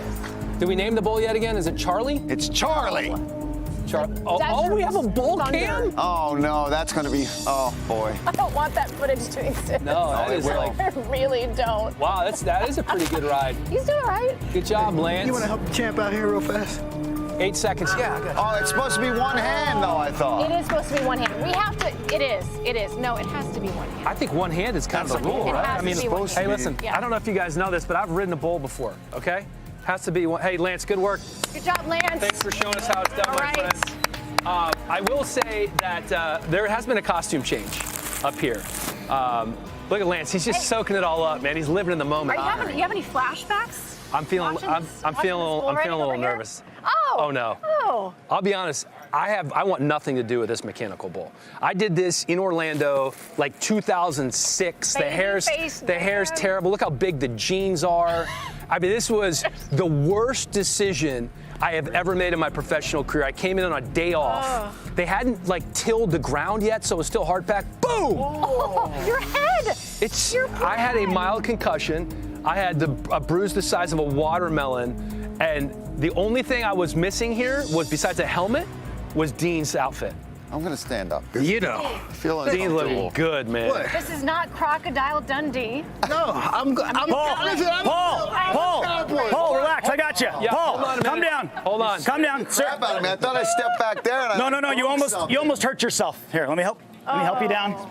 That's fantastic. There you go, sir. Really nice. That's That's Did really your nice. grandson make his T-ball game? Good job, RJ. Oh, but my daughter did graduate today. Oh, congratulations. Yeah, How old is she? 40, She's 45? 55 Oh, now. that's so I had awesome. time to change into that. Sit your thing up. No, There she you go. graduated kindergarten. Perfect. Ashley, I love Perfect. you and miss you. Ashley These guys are graduated teasing kindergarten? daddy. Here, if you need a carb up before, you know it's good for you. How many That'll calories help. are we looking at here? This might help you too. It's more of a gift for your girl. Don't take it before you get on the bull. You might hurt yourself with the bull. What are you Yeah, you wearing? say right. Explain this. I got my. Okay. It's a biker vest, but listen, it's a vest. You know I what I'm live on a ranch. It's not how we dress. Really? No. I got my cowboy hat. That's not And cowboy hat. I ain't got my boots on, but I got my. I didn't even need to bring a buckle because the champ.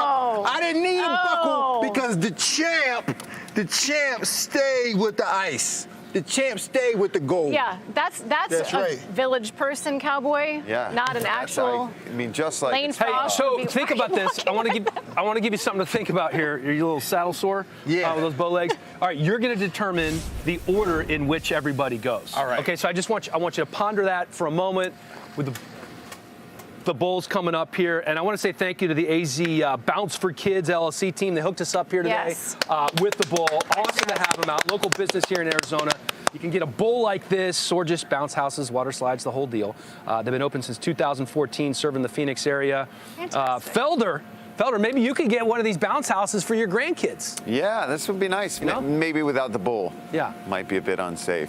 Charlie's okay. aggressive. Do we So have? we're going with Paul first. Okay. Then you. Okay. You know Age what? before beauty. Yeah, That's age the best before way to beauty, do yeah. it. That's the best And way then to you do will it. go third. Do I just crawl up into this thing? I go last. The champ goes What about last. RJ? RJ, you go before her. Okay. Wait, All right. we haven't decided. Are we doing two? We're doing one hand, One right? hand, bro. One hand. Okay, so I'm gonna count, and that's when it's gonna start. So just give me kind of like a point, Felder, so I know you're good. All right. Get situated there. One hand. Yeah. Are you good? I'm good. All right. Paul Felder's first break your ride hip. in 5, 4, 3, 2, 1. He's a natural. He is unbelievable. He's got the smile. I think he made it 7 seconds.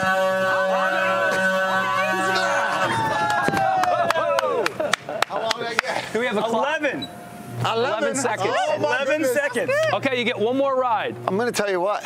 It hurts the legs to squeeze onto this mother good work. effort. Second ride for Should we switch Paul hands Felder. to make it fair? One with one. Well, hey, listen, I don't think you need to make it fair. I think you need to worry about lasting as long as possible, Grandpa, okay? We got this over here. I don't know which hand I... All right, here we go. 5, 4, 3, 2, 1. Second ride for the Irish strike. The more aggressive. Whipping his hand around a little bit. He's getting my. All right, so 9 seconds and 11 seconds for Felder. 9 seconds. 11 is the record. Oh, shoot. I got to go now? Watch it, big boy. Well, you're the only one with experience. That's true. It's not. Oh, buddy. Oh, it's in the wheelchair. Look. See the replay monitor there? I might snort again. It's right there. Oh my gosh, that's fantastic. Oh, man. That is great. All right, dude. Are you emotionally okay, Dan? I think I'm going to be good. I'm just trying to figure out where to put my feet. I'm wondering if in hindsight I should. Do I count myself? Grip. All right. 5, try one with 4, underhand grip. 3, You're done. 2, No, I'm saying you guys. 1. Let's go. Oh, fuck. You guys, this isn't really fair.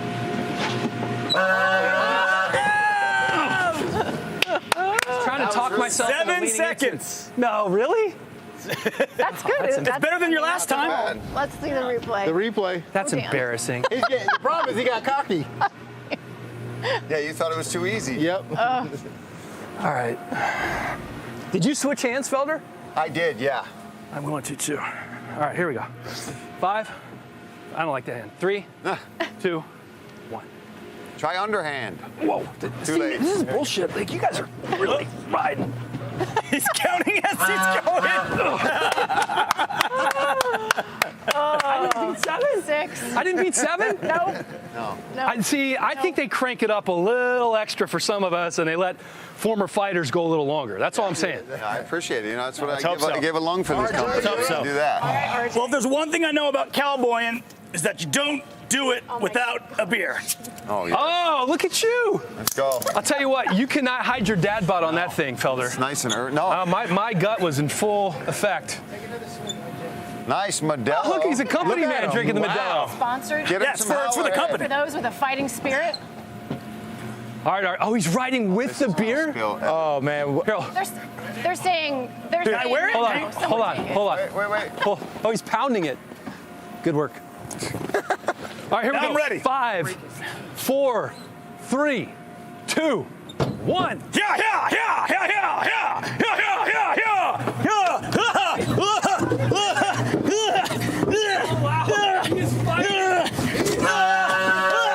All right. 11 seconds. He ties the lead with Paul Felder. How much? He did cheat. 10. He cheated. Oh, did he cheat? 10? Gravity might as well have been putting it in a rear naked choke. I need another beer.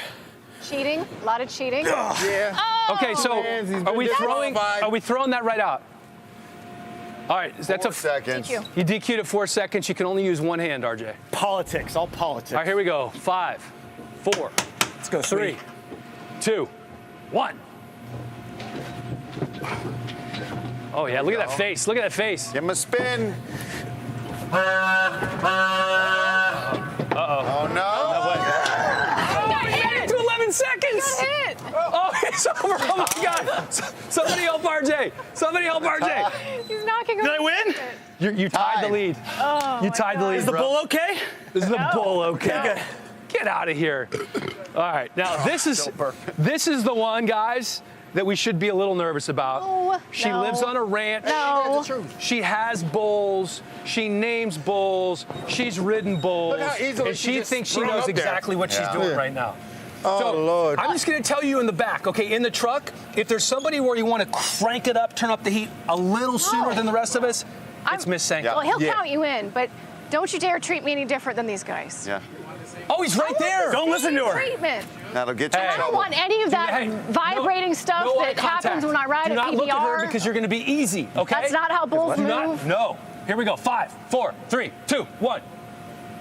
Oh, here we go. Oh, my God. Oh, look how she puts her feet up there. Yeah, she's cheating, too. Oh, my Okay. God. Oh, she's my way up on Wow, that's the key. She has a She's technique. using her feet. Oh, this doesn't Yeah, count. she's so cheap. 19, 20, 21, Not 22, one spin. 23, Not 24. one spin. Spin, there's not a noise, there's nothing. I'll just get off. Driving off the lady tee? I'll just get off. I know. This is unbelievable. 17 seconds, by the way, this is under protest. This is under It's under protest. review. Should I even go again at this point? No, you won. Okay. I think you touched last one disqualified. Dean, that's right. All right, we have one more. All right. We can crank this up a little bit, guys. What? 5. Did you just go over there and tell him to crank it? You cut yourself 3, On the 2, The ball. 1. Laura Senko's second bull ride. What'd you get? 17 seconds first time? Yeah! See, down goes Frazier. If you average it out, it was only like 9 seconds. You're not averaging. That's true. I got 17. I got Wow. 17. All right, look at how hard she tried. And my hand hurts. She's breathing heavy. The champ is amazing. The champ is here. RJ bled for this. I know. I bled my own blood for this show. God. Bled his own blood. Dean, The champ is here. getting some good Give light. him a Getting blue some pill. good light. Here we go. Sorry. Here comes Dean. Saddle up, partner.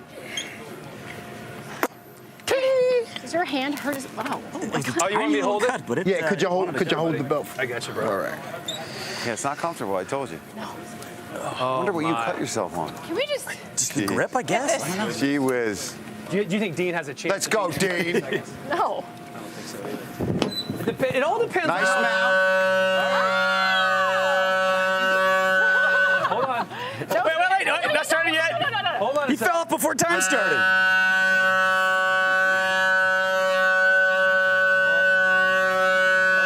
We've lost control. All right. 5, 4, 3, 2, 1, go.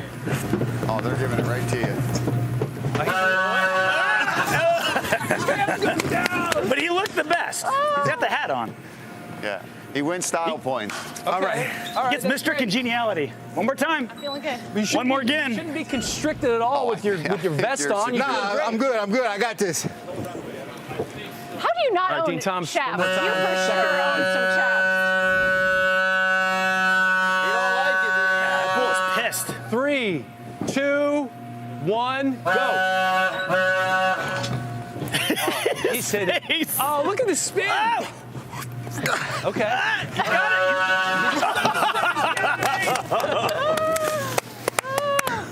We have a new champion of the weigh-in show. It is a she. Take that, DC. All the big Laura girls I've Senko. been Take bringing. that. I've Congratulations. been riding my day. Congratulations. You have a phenomenal reign, D. Thomas. You have a phenomenal reign. But DC, look at this, all right? It's back where it belongs. You weren't even here to defend your belt. So you know where it went? It went to the real home, the atom weight, weigh-in show champion. There's no way you could have done what I just did, by the way. There's no way you could have done what I just did. The fact that you're not here speaks volumes about your character, about how much you love this. Didn't even come to defend it. It's mine. Yeah. Oh, congratulations, Sam. That was good. 17 seconds. I came in last at 7 Call me seconds. Lane Frost. Hope you Okay. guys enjoyed the UFC 263 weigh-in show. Dean, get over here. I'm getting back on. Are you getting back? Oh, she's getting with back my on the belt. bull. She's getting back on the Oh, belt. that's My how belt. we finish. We finish with the champ on the bull. Eat that, DC. Can I get on it with the belt? I don't Yeah, know get if on I with the can- belt. You're good. Got it. All right, Senko's on the bull. We're getting ready. Ceremonial weigh-ins coming up at 4 o'clock Pacific time, right here. That's where we are. Arizona, UFC 263, going to be huge coming up tomorrow. Dean Thomas, Paul Felder, and our new weigh-in show champion, Laura Senko, back on Charlie the Bull. A 17-second winning time. Thanks for watching, everybody. Enjoy the fights. Enjoy the ceremonial weigh-in. We'll see you on the next paper.